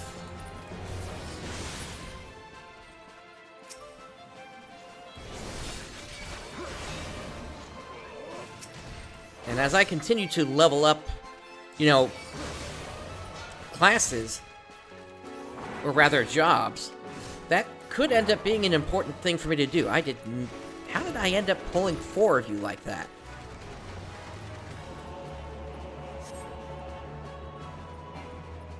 So we'll see.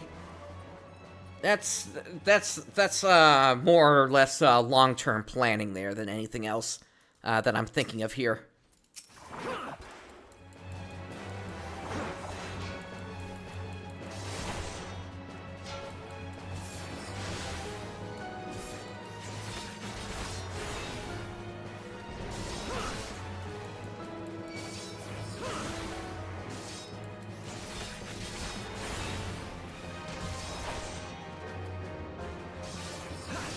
But I will say, Leatherworker is probably going to be the last class I finish in terms of the crafters. Just because of how unique it is compared to the other classes. Because, you know, at least for Weaver and Carpenter, you can get those leveled up just via base materials and converting them into the first tier of what's actually usable for crafting. And then for Goldsmith, it's kind of the same deal, except you have to go through mining for that. And then some of that stuff requires a second material as well on top of the base material. And then as for Alchemist, that's going to be interesting to level up as well, because it's kind of its own little thing. The ingredients for Alchemist don't really cross over with other classes, but at least you can still get the stuff that you need for the most part from getting it off of, like, mining and botany. But there's also monster drops included in that as well, so just a thing to keep in mind about that.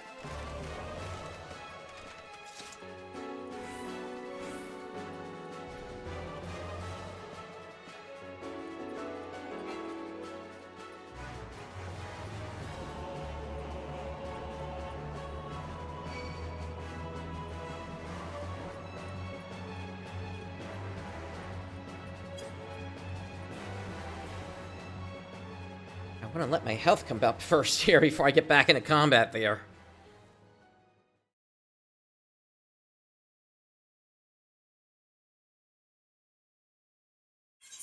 How's my stuff doing at this point? Legs are starting to go. Condition 24%. And then the helmet as well. Helmet I can get repaired because that's an armor repair, but not the legs. That is leatherworker. So I'm gonna have to swap out to another piece of gear, depending upon how low that drops.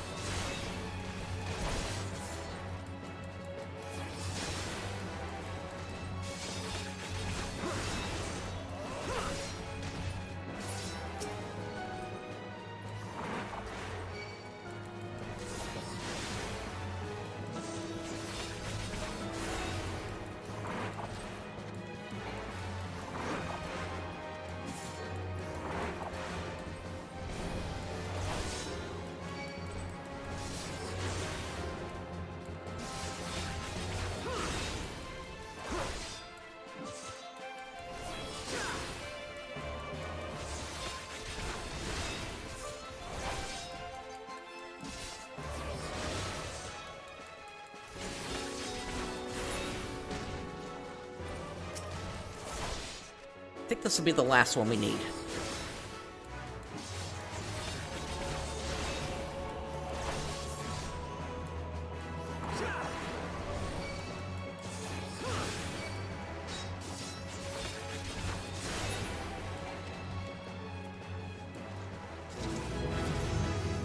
Alright, level 45. You say I have a new job quest available, but no I don't. Because I can't get my job crystal.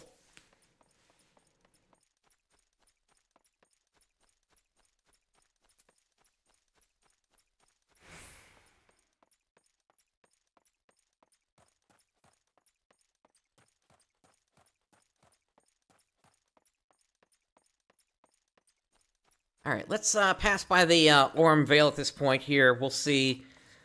We'll go ahead and hand in the quest, and then we'll take it from there.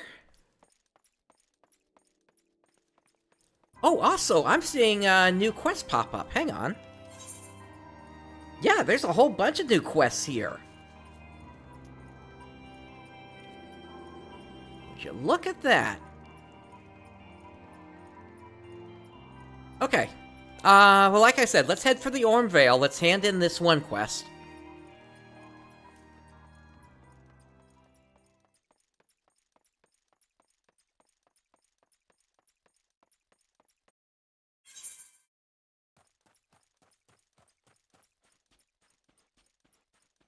Luckily, the Orm Vale is just right over here.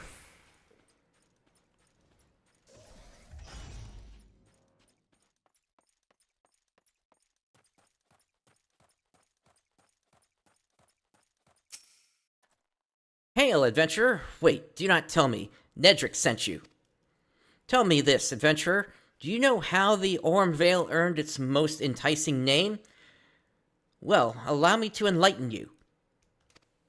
The cave is rich with sulfur and mithril ore, which, through reactions with the groundwater, combine to exude golden-hued fumes. A beautiful sight, that is, until you realize the damn death clouds are burning your chest from within.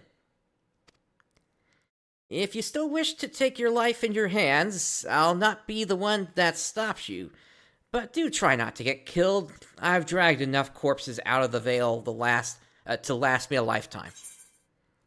Okay, so we have a choice here.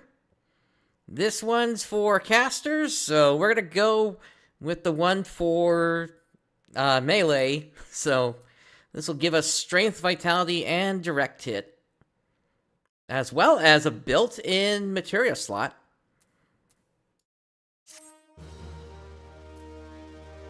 But again, we can't use it yet.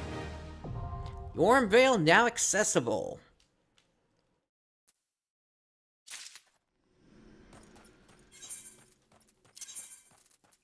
Yeah, look at that. It's grayed out right now.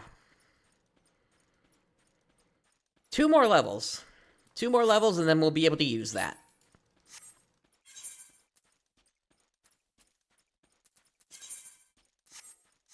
Come to think of it, just how much of a change is it? Sphere Ring. Oh, yeah, that's a big one. That's plus 2 strength and plus 3 vitality.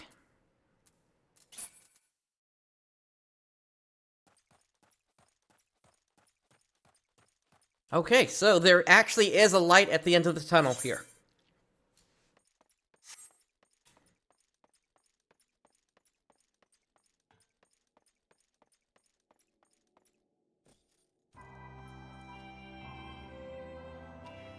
And with there being a light at the end of the tunnel for equipment here, I'm thinking this is a good point for me to stop for today, and we're going to pick up next time with all the quests that I've unlocked in Mordona here. With all that said, if you've enjoyed today's content, please do make sure to give me a subscribe so you're available, or so that you know that when I put out new content here, whenever I go live with one of these streams, so you don't miss it. And with all that said, thank you for joining me today. This is PrinceBrightstar signing off.